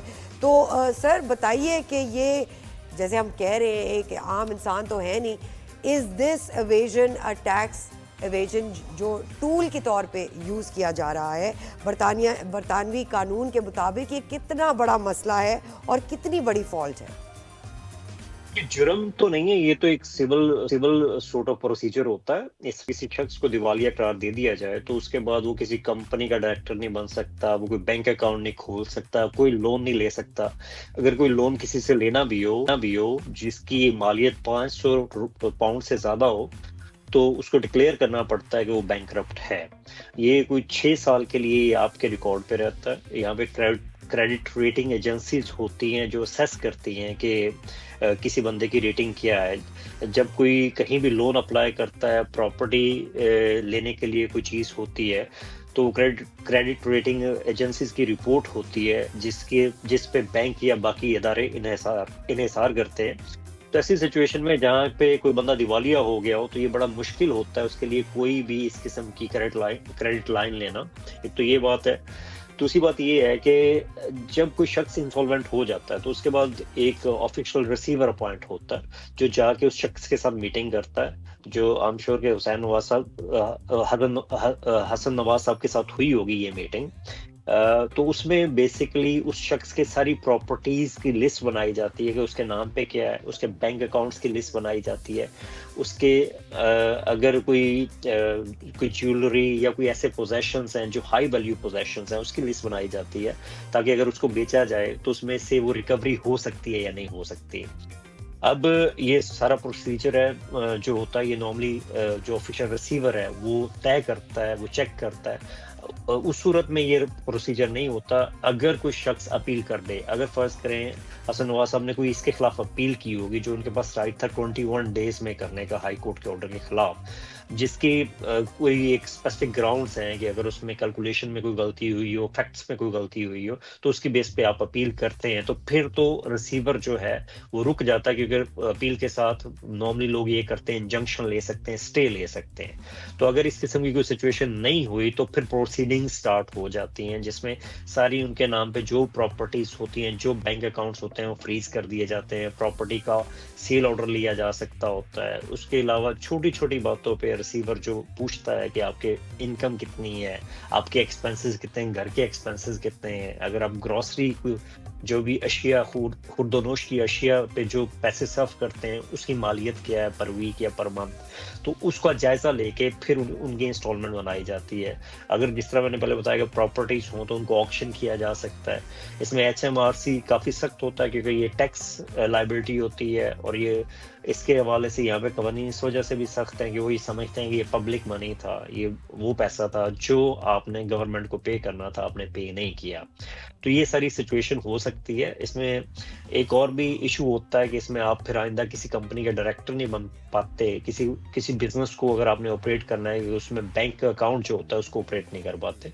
ये सारे इश्यूज इसमें होते हैं। ठीक है, बैरिस्टर राशिद ये भी बताइएगा, दिवालिया हो जाना इस बात की क्या अक्कासी नहीं करता कि माली मामलात में कोई ना कोई गड़बड़ है? मोस्टली यही होता है कि अगर आपके फाइनेंसेस उतने अच्छे ना रहे हों, आपकी कंपनीज लॉस में गई हों, आपको बड़ा लॉस हुआ हो, तो उसी सूरत में फिर आप अपनी जो टैक्स लायबिलिटीज हैं उसको पे ऑफ नहीं कर पाते, और HMRC फिर आपको कोर्ट में ले जाता है। HMRC यहाँ पे हाई कोर्ट ऑफ जस्टिस है, वहाँ से बैंक्रप्सी ऑर्डर इशू करवा लेता है, जिसके बाद बैलेफ्स या जो रिसीवर है अपॉइंट हो जाते हैं फौरी तौर पे। तो इसमें ये एक ऑब्वियस बात है कि उनके जो माली हालात थे कोई अच्छे नहीं थे जिसकी वजह से वो इसको पे ऑफ नहीं कर पाए। ये एक नॉर्मल इसके हवाले से जो आप कहते हैं कि नॉर्मल बात जो आप अज्यूम कर सकते हैं वो यही हो सकती है।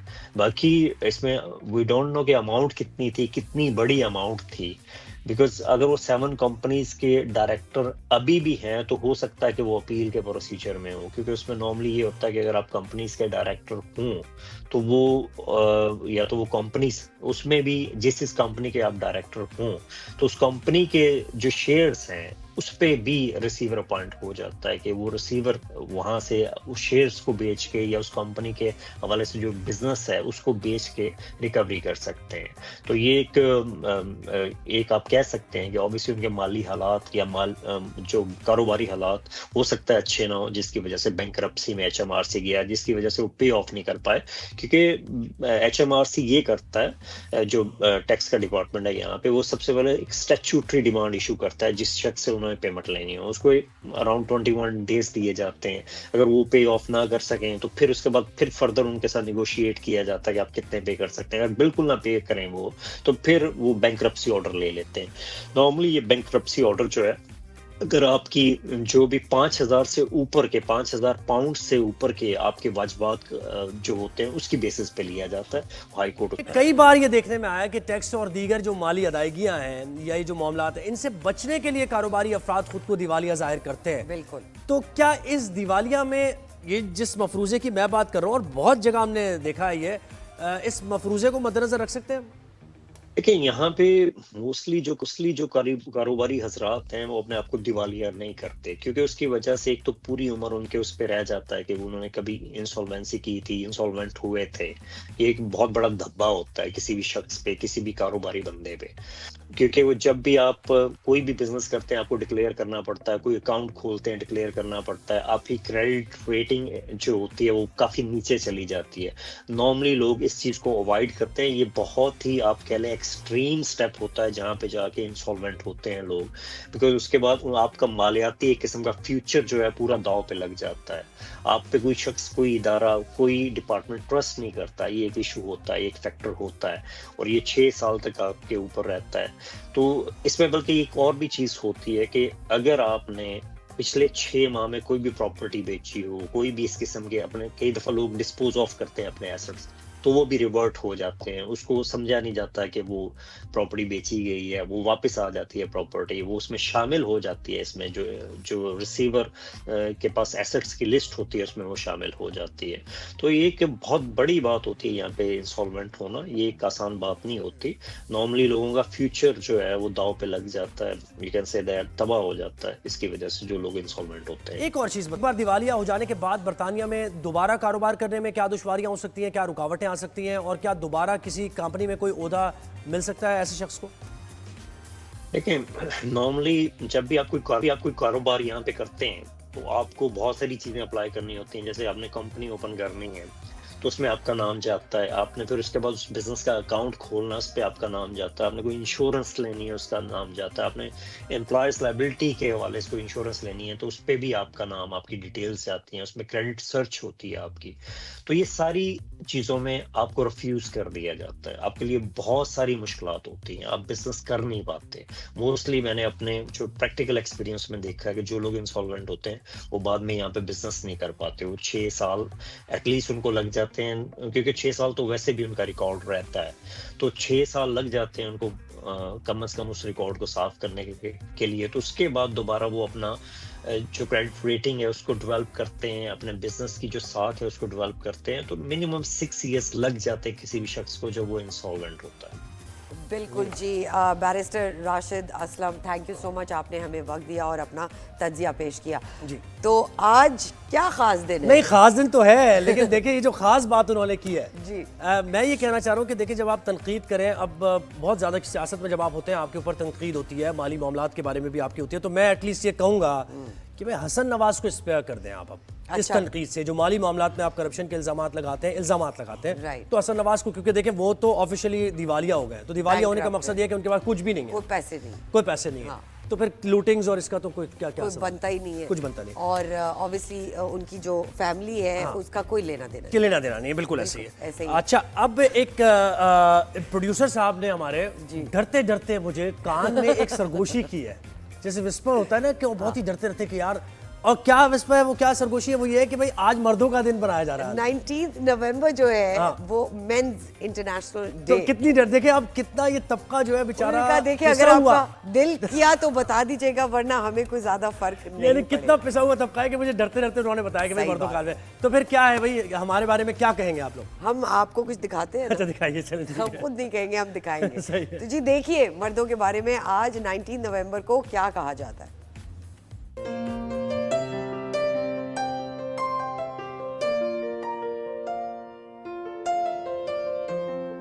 दुनिया भर में इस दिन को मनाने का सिलसिला 19 नवंबर 1999 से शुरू हुआ। ये दिन इस बात पर जोर देता है कि मर्द खुद और अपने ज़ेरे तरबियत नौजवानों को मर्द होने की हैसियत से उनकी जिम्मेदारियां, मस्बत किरदार और इकदार के बारे में आगाही फराहम करे, ताकि एक मेहनतमंद मुआशरा तश्कील पा सके। मर्द एक घर में बेटे, बाप, भाई और शौहर की हैसियत से बेहद अहमियत का हामिल होता है, लेकिन फिर भी मर्दों से मुताल्लिक मसाइल को अक्सर नजरअंदाज कर दिया जाता है। मर्दों के हवाले से एक आम तासुर ये भी है कि उसके जज्बात, एहसासात नहीं होते। वो खवातीन की तरह अपने दुख का इजहार रोकर नहीं कर सकता, जो कि सरासर एक गलत सोच है। मर्दों को भी अपने दुख दर्द का इजहार करने का उतना ही हक मिलना चाहिए जितना कि एक औरत को हासिल होता है। मर्दों के सालवी दिन के मौके पर यह शऊर उजागर करना बेहद जरूरी है कि खवातीन के मसाइल का मर्दों के मसाइल से मवाजा करना दुरुस्त नहीं, क्योंकि हर जिन्स दूसरे से मुख्तलिफ है और उनके मसाइल भी एक दूसरे से मुख्तलिफ होते हैं। मर्दों को इस बात पर कायल करने की जरूरत है कि वो अपनी परेशानियां अपने अहले खाना के साथ शेयर करें और उनके अहले खाना उनको उनकी परेशानियों से निबर्द आज़मा होने में भरपूर मदद करें।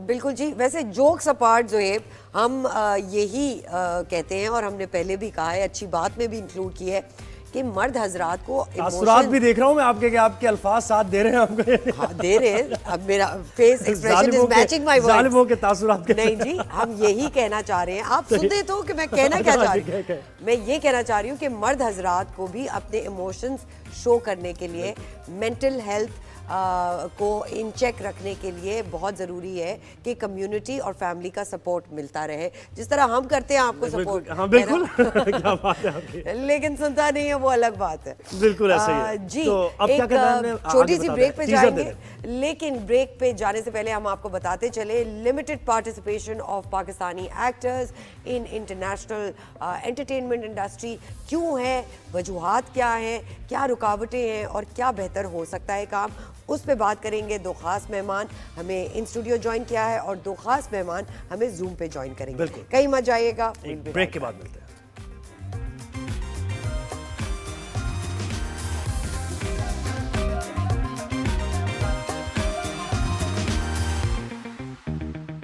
वेलकम बैक नाजरीन। पाकिस्तान में टैलेंट की बिल्कुल कमी नहीं है, लेकिन क्या हमारे आर्टिस्ट के पास वो मौके हैं जो इंटरनेशनल मार्केट में, और रिप्रेजेंटेशंस हम देखते हैं एशियन आर्टिस्ट की, ऐसे ही है। बिल्कुल, पाकिस्तान के एक्टर्स किसी से भी पीछे नहीं है और ज़बरदस्त एक्टिंग करते हैं, लेकिन उसके बावजूद इंटरनेशनल प्लेटफॉर्म पर वो नजर नहीं आते हैं। क्यों उनको कास्ट नहीं किया जाता है? तो ये एक बड़ा मसला है जिसकी और एक बहुत बड़ा सवाल है, सवाल है जिसकी वजह से हमने आज का ये टॉपिक रखा है और अपने खास मेहमान भी बुलाए हैं। लेकिन हम बिल्कुल एक पैकेज दिखाएंगे आपको, फिर अपने मेहमानों से इंट्रोड्यूस कराएं। पैकेज देखिए।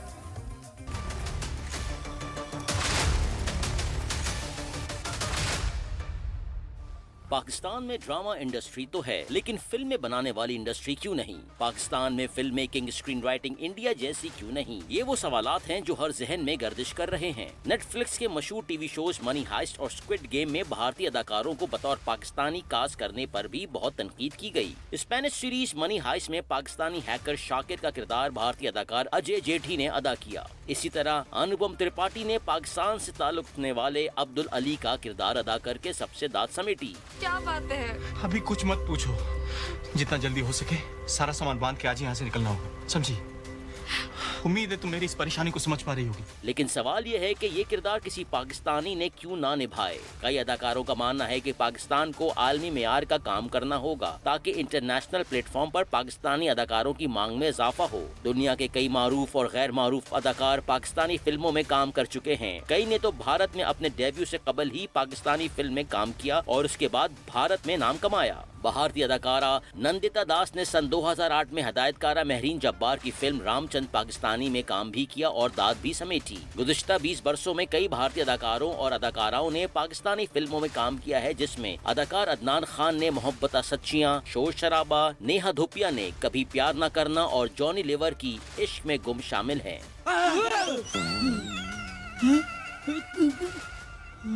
नसीरुद्दीन शाह ने शोएब मंसूर की फिल्म खुदा के लिए में एक काबिल एहतराम मौलाना का किरदार अदा करके सबको हैरान किया। इसके बाद उन्होंने मजीद 2 पाकिस्तानी फिल्मों जिंदा भाग और जीवन हाथी में भी अदाकारी के जौहर दिखाए। ओम पुरी ने भी फिल्म एक्टर इन लॉ में फहद मुस्तफा के वालिद का किरदार अदा किया। ये है तुम्हारी अदाकारी, क्या मुंह दिखाऊंगा लोगों को? निकल जा इसका, निकल जा। जी तो नाजरीन आपने देखा cross border interaction art community के लिए, एंटरटेनमेंट कम्युनिटी के लिए कितना ज़रूरी है। इसी पे आज हम बात करेंगे। हमारे गेस्ट जो इन हाउस है स्टूडियो में वो तो हैं ही, हमारे साथ एक पाकिस्तानी हॉलीवुड एक्टर ने भी हमें ज्वाइन किया है। इनफैक्ट 2 ऐसे एक्टर्स हैं जो हमें जूम पे ज्वाइन करेंगे। So in our studio today none other than these 2 icons when it comes to PR, when it comes to management. Faisal Kapadia, mind map आपकी कंपनी है, आप वो एजेंसी रन करते हैं। अस्सलाम वालेकुम, thank you so much for coming. Thank you for having. And then the one and only and the most darling personality of the industry, Rasik. Thank you so much, Rasik.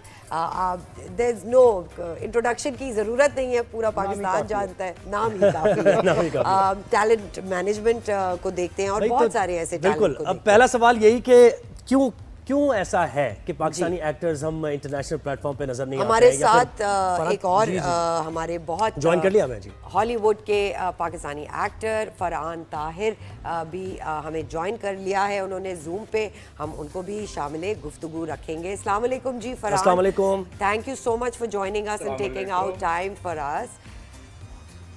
No, thank you for having me. This is wonderful. I think this is a topic जिस पे हमें गुफ्तगू करना बहुत लाजमी है। I'm looking forward to it. चले बात का आगाज करते हैं फिर। तो फरमाइए क्या प्रॉब्लम कहाँ है? पाकिस्तानी एक्टर्स तो बहुत अच्छे हैं लेकिन उसके बावजूद इंटरनेशनल प्लेटफॉर्म जब होते हैं या फिर हम देखें कि वेब सीरीज में भी बहुत कम नजर आते हैं, मूवीज की बात तो दूर की है, क्या वजह है इसकी? आई थिंक प्रोसेस और प्रोफेशनलिज्म का फ़र्क है। पहला फ़र्क तो ये है कि हमारे एक्टर्स को अभी तक प्रोसेस ही समझ में नहीं आया है। बेसिक बात मैं आपको 1-2 करूँगा, उनको ऑडिशंस देने से मसला है। ठीक है, आपके एक कैडर है सीनियर एक्टर्स का जिनको आप अप्रोच करेंगे, जैसे अदनान सिद्दीकी है, हुमायूं सईद है, एहसन खान है, they have no problem giving auditions. उसके बाद वाला कैडर जो है वो कहते हैं मैं ऑडिशन दूँ। अच्छा, हाँ यानी ये तो ये अब मतलब मैं इतना काम करने के बाद ऑडिशन दूँ? नहीं, उनको प्रोसेस नहीं समझ में आ रहा। देखें बात ये है कि हमारी शो रील तो होती ही नहीं है एक्टर्स के पास। ठीक है, अब एक्टर को वो देखे कैसे? एक इंटरनेशनल प्रोजेक्ट अगर कास्टिंग कर रहा है तो यूट्यूब पे आपके ड्रामा देख रहा होगा, ड्रामा सबटाइटल नहीं होते। ठीक है, इंडियन ऑडियंस आपके ड्रामे बहुत ज़्यादा देखती है। They are contacting people, they want to work with Pakistan, now the doors have opened up, things are happening again. मगर बात यह है कि प्रोसेस का फुकदान है, एक्टर तैयार ही नहीं है। और प्रोसेस को एक प्रोसेस है ना फॉलो करनी। बट प्रोसेस इसलिए नहीं है क्योंकि कल्चर नहीं है। आई गेस कल्चर नहीं, तो वो सिस्टम नहीं है, वो सिस्टम एक्टर्स नहीं बना सकते। नहीं, सिस्टम एक्टर्स नहीं बना सकते, उस एक्टर्स के पास रिसोर्सेज भी नहीं, रिसोर्सेज उनको ग्रूम करने वाले लोग भी नहीं। रासिक, this is where that question arises that if the system is not intact, I as an actor मैंने 20 साल इस इंडस्ट्री में काम किया है, अगर कोई बाहर से आता है मुझे ढूंढने के लिए, कैसे ढूंढे? वो उनका सबसे पहला सवाल होता है आप कौन सी एसोसिएशन का हिस्सा है? हमारे पास तो कोई एसोसिएशन नहीं है सिवाय एक एक्ट की, जिसकी आज तक एक भी मीटिंग नहीं हुई। So what are we looking for? I'll tell you. What we are discussing right now, Zuhaib, आपका जो question था, that is the tip of the iceberg. The iceberg itself is a system. Exactly. It's the whole system that वो आपको तो जो दिख रहा है वो एक आर्टिस्ट दिख रहा है, नीचे 18,000 Philanthrope. केडर्स and layers of system होना चाहिए जो हमारे पड़ोसी मुल्क में है, हमारे और डेवलप मुल्कों में है, हमारे पास नहीं है। We are looking for short term, as Faisal said, short term stardom. जो नए वाले बच्चे हैं जो एक गम से मशहूर हो गए, उनको लगता है मैं तो पहुंच गया हूं। No, that's not how it works. There's a whole system that you have to follow. And we have an example like Farhan. Yes, he's an icon. So we should ask him what he had to go through. Farhan. Farhan, how has been your experience? आपका सफर कैसा रहा? आपको approach जब किया, Hollywood is a big industry, How was that? जिस problem की हम बात करें, इन्होंने नहीं फेस की। and वो प्रॉब्लम्स आपने क्या फेस करी और आप क्या देखना चाहते हैं सिस्टम को बेहतर होते हुए? हाँ, देखिए, जब मैंने शुरू किया था उस वक्त सबसे बड़ी प्रॉब्लम ये थी कि कोई ऐसे मेंटोर्स या कोई ऐसे रोल मॉडल्स मेरे सामने नहीं थे जिनको मैं फॉलो कर सकूं या जिसमें एडवाइस दे सकूं। उस वक्त हम चंद ही थे जो ये काम कर रहे थे वहाँ पे। इसलिए हम लोगों के लिए ये एक बहुत मुश्किल सफ़र था, क्योंकि हम लोगों को अपने आप को इंट्रोड्यूस करना था, और इंट्रोड्यूस इस तरह करना था, वो सिर्फ हमारी एथनिक आइडेंटिटी पे नहीं करना था, हमें करना था हमारे टैलेंट पे, हमारी मेरिट पे। राइट। तो मेरे लिए सबसे बड़ी प्रॉब्लम या सबसे बड़ा चैलेंज ये था कि मैं वो सारी बातें जिन पे वो नहीं कहेंगे उनको मैं हाँ में कैसे तब्दील करूँ। एग्जैक्टली। उनमें से कुछ चीज़ें ऐसी हैं जिन पे वो नहीं कह सकते हैं और उनको मैं चेंज नहीं कर सकता। यानी कि my ethnic background, my color, my religion, ना मैं इन चीज़ों को चेंज करना चाहता हूँ ना मुझे ये चेंज करनी चाहिए। इनके बारे में हमेशा ये कहता हूँ कि चीज़ें आपकी वीकनेस नहीं होती हैं, ये आपकी यूनिकनेसेस होती हैं। Absolutely. अगर आप अपनी वीकनेस को स्ट्रेंथ बना लें तो इट एक्चुअली हेल्प्स यू। तो मेरी जर्नी में सबसे बड़ा जो मेरा प्लान था वो ये था कि अच्छा, अगर ये मुझे यहाँ कहते हैं कि यार तुम अमेरिकन एक्सेंट नहीं कर सकते तो आई गो गेट ट्रेनिंग, तो दैट ये एक नहीं जो है उसको मैं हाँ में तब्दील करूँ। अगर मुझे कोई कहता है कि तुम शेक्सपियर नहीं कर सकते तो I should go gate training, ताकि मैं उस नहीं को भी हाँ में तब्दील करूँ। तो मेरे लिए सबसे बड़ा मसला ये था कि मैं अपने आप को कैसे इंट्रोड्यूस करूँ ताकि मैं अपने मेरिट पे खड़ा हूँ। और ये जो आप बात कर रहे हैं ये बिल्कुल सही है, वहाँ और यहाँ के स्ट्रक्चर्स में बहुत फर्क है।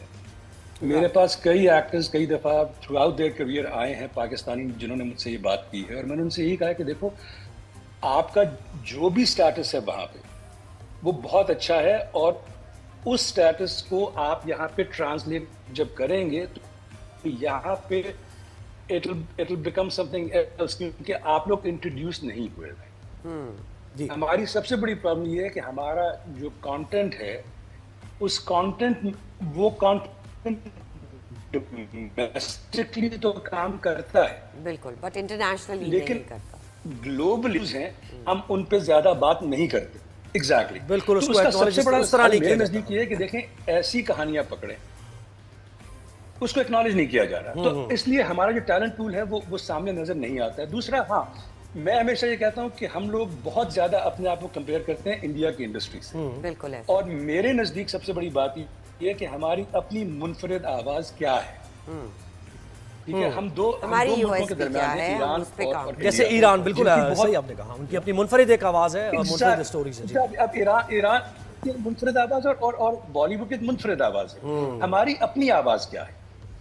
सही बात है, अगर बॉलीवुड लोगों को देखना होगा तो बॉलीवुड ही देख लेंगे आप। दूसरे लोग जी अब जरा बॉलीवुड देख लेंगे, और दूसरा ये होगा कि अगर अब गुफ्तगू को आगे बढ़ाते हैं। जी फरहान, नहीं करेंगे तो हमेशा ये होगा। जी अच्छा, हम ये तो होगा ये कि वो हमेशा, क्योंकि इंडिया की इंडस्ट्री इतनी बड़ी है कि लोग नेचुरली वहां जाके देखते हैं कि अच्छा ये उर्दू हिंदी बोलता है, वहां से ले लो। बिल्कुल ऐसा ही है। तो हमारे पास एक सबसे बड़ी प्रॉब्लम ये भी है। You worked with Arnold Schwarzenegger. दूसरा structure, you've also worked with Sylvester Stallone. I mean, these are big names of the industry on a global platform. What is the one thing that you learned from them that has changed you as a professional? Look, I've been very fortunate. I've worked with some wonderful actors, Academy Award winners, exactly. These are just all of that. to name सबसे बड़ी चीज, so the basic thing जो मैंने उनमें से सीखी है, professionalism. Professionalism. अगर कोई एक्टर वो lack. जो भी है वो आर्नल्ड श्वार्ज़नेगर हो, वो सिल्वेस्टर स्टैलोन हो, वो रॉबर्ट डाउनी जूनियर हो, अगर उसको सुबह 5 बजे का टाइम दिया है तो वो सेट पे 4:30 बजे मौजूद हो। ऐसा ही है।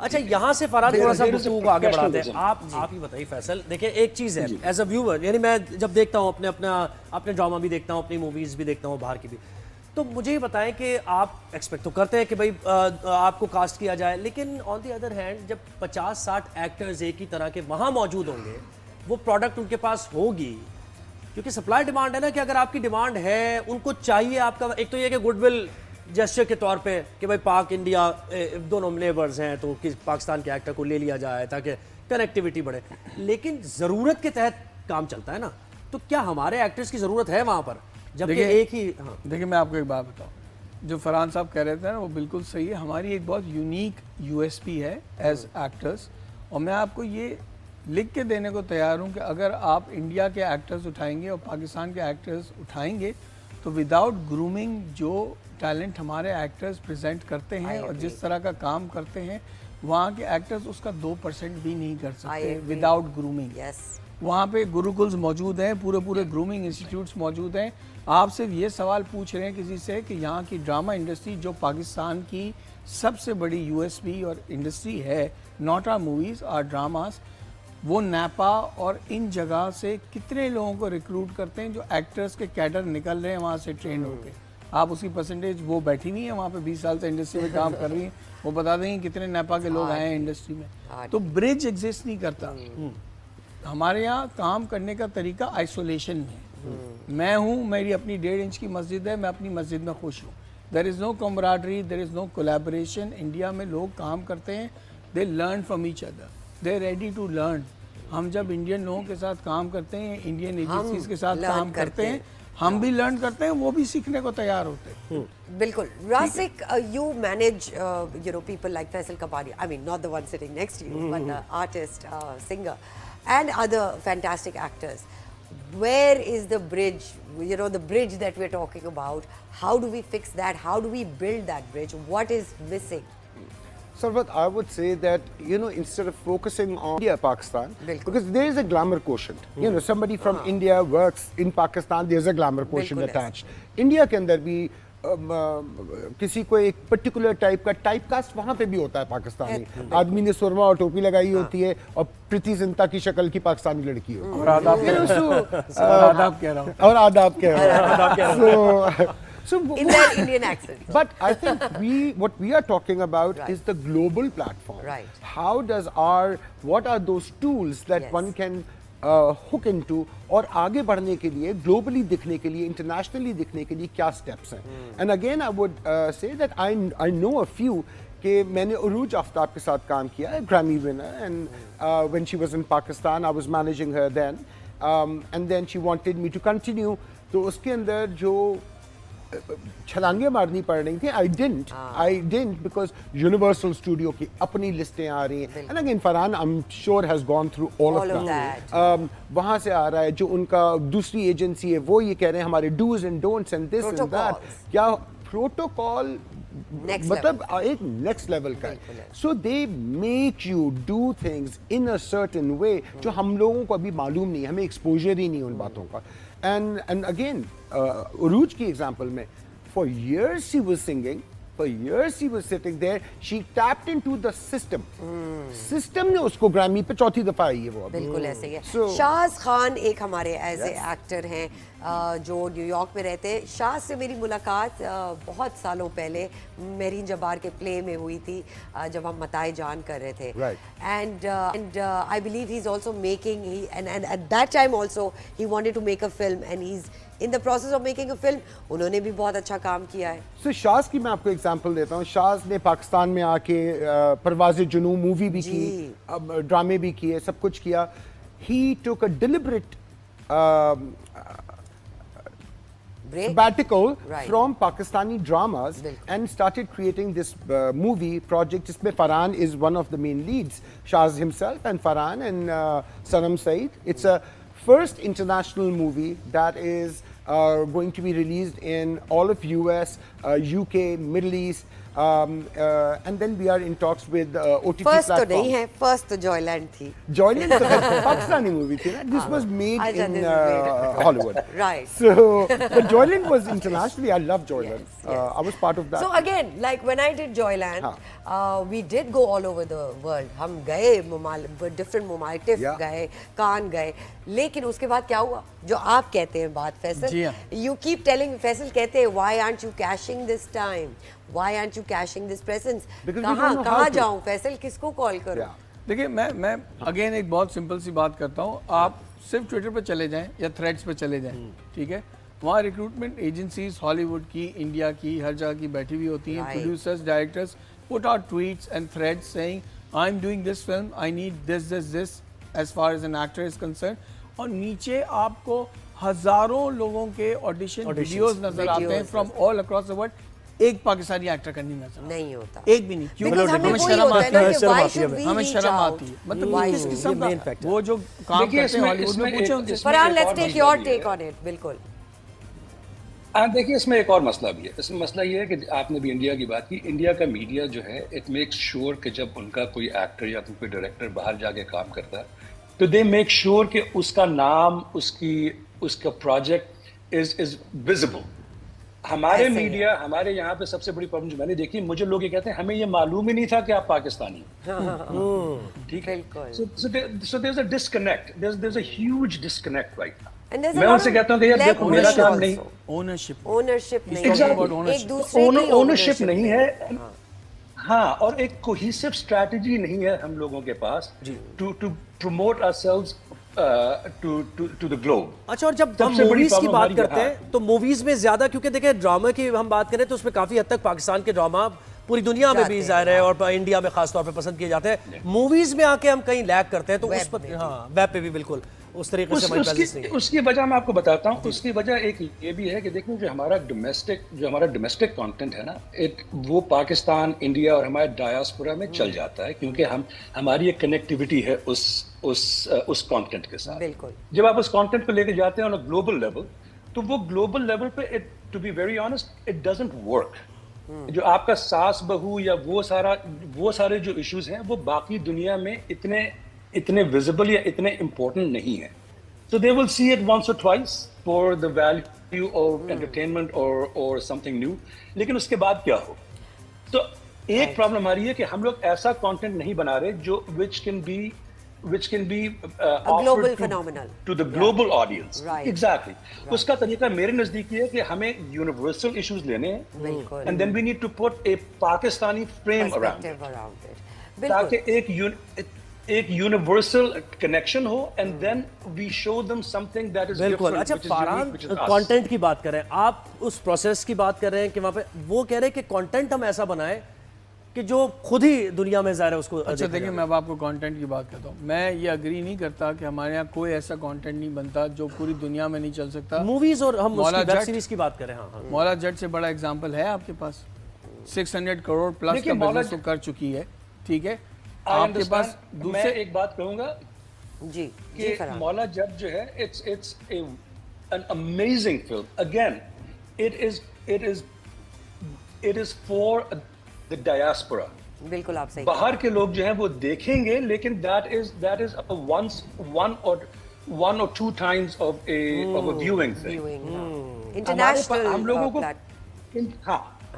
प्लेटफॉर्म पे दैट इज एक ये प्रॉब्लम है। दूसरी प्रॉब्लम ये है कि हम लोग, आपने जो पहले बात की बिल्कुल बजाय, कि हम लोग उस स्ट्रक्चर को नहीं समझ रहे। जो प्रॉब्लम मुझे हुई थी वो ये थी कि मेरे पास मेंटर्स नहीं थे। अब हमारे पास वो मेंटर्स हैं, कुछ लोग ऐसे हैं जो गाइड कर सकते हैं, जो आपको बता सकते हैं कि ये पिटफॉल्स हैं और ये चीजें हैं जिस पे आपको कॉन्सेंट्रेट करना है। ये भी बताइए कि व्हाट इज द एक कंसेप्शन क्या है पाकिस्तानी एक्टर्स बिल्कुल क्या है के बारे में? What are the producers? Do they want to hire talent from Pakistan? Are they even interested with Pakistani talent over there? Absolutely they're interested. और देखिए अब market has become very global. पहले क्योंकि सोशल मीडिया वगैरह नहीं था तो मार्केट्स वर मोर डोमेस्टिक। अब मार्केट्स आर मोर ग्लोबल, जिसकी वजह से आप ये देखेंगे कि स्टोरी लाइंस भी ऐसी आनी शुरू हो गई हैं which are a little bit more unique and a little bit more deep as far as characters are concerned. तो हाँ, एक डिमांड जरूर है, लेकिन उस डिमांड को पूरे की सप्लाई नहीं है, सप्लाई चेन नहीं है, और वो करते ही हैं, और वो ये करते हैं क्योंकि Bollywood is a big industry. वो कहते हैं अच्छा यार ये उर्दू हिंदी बोलता है, इसको ले लो। वो बॉलीवुड की फैक्ट्री ऑलरेडी सेट है, इसलिए इट्स इजियर फॉर देम। बिल्कुल फैसल, लेकिन लोगों ने फैसल, व्हाट अबाउट मार्केटिंग? जैसे अभी फरहान ने कहा, बहुत अच्छी बात की कि मार्केटिंग ही नहीं है, पता ही नहीं है लोगों को कि जी कहाँ से मिले, कहाँ से कांटेक्ट करें। How does one deal with that? अच्छा देखिए, as far as PR is concerned, like जो मैंने पहले अर्ज किया था कि सब अपने अपने साइलोज में काम कर रहे हैं। बिल्कुल। वो जो बात कर रहे हैं वो एक country wide cohesive marketing strategy like shining India. बिल्कुल। ठीक है, that was a PR strategy, a PR strategy implemented across the whole government की सतह पे to make Bollywood what it is today। ठीक है, we don't have that, we don't have that। तो सब अपने अपने प्रोजेक्ट्स की प्रमोशन जरूर कर रहे हैं और वो अपने अपने रिसोर्सेज के मुताबिक कर रहे हैं। ठीक है ना, अगर आप एक्टर्स को कहते हैं कि वो ये नहीं करते या वो नहीं करते, तो भाई वहाँ के एक्टर्स के पास भी 12-12 लोगों की टीमें होती है। रासिक, मैनेजमेंट, टैलेंट मैनेज आप करते हैं, अगर किसी को फरहान के साथ काम करना है पाकिस्तान में तो वो कैसे करे? मुझे कॉल करें, आपको कॉल करें। बिल्कुल जी, जबरदस्त। So the crux and the gist of this whole conversation is कि हम सबको मिल के एक प्लेटफॉर्म पे आने की जरूरत है, not just the actors, the producers and the director associations और गवर्नमेंट की सतह पे पॉलिसीज बने हैं, because जब तक गवर्नमेंट इस इंडस्ट्री को इंडस्ट्री का टाइटल नहीं देगी, उसमें वो सीरियसनेस नहीं आएगी, उसमें वो प्रोटोकॉल सिस्टम्स इंटैक्ट नहीं होंगे, वो बाइफिकेशंस नहीं नजर आएंगी, तो वो चीजें स्मूथ रन नहीं होंगी। बातें तो बड़ी इंटरेस्टिंग हो रही हैं, लेकिन क्या करें? Thank you so much Farhan for joining us and taking out time. Rasik, Faisal, I really कि हमारी industry and as an actor I really feel हम चाहते हैं कि as an इंडस्ट्री हम इकट्ठा हो और एक प्लेटफॉर्म पे, बिकॉज एशियन डायस्पोरा में पाकिस्तान का एक बड़ा नाम है और वो रिप्रेजेंटेशन नहीं है, तो वो रिप्रेजेंटेशन हो और हमारे एक्टर्स भी काम करें और आप लोग भी हमारे साथ। तो भाई इस सेगमेंट से मुतालिक भी अपना फीडबैक जरूर दीजिएगा। आज का शो आपको कैसा लगा जरूर बताइएगा। कल फिर आपसे राइजन शॉट में मुलाकात होगी। जुहेब और सरवत को दीजिए इजाजत। अपना बहुत ख्याल रखिएगा। Take care, see you tomorrow.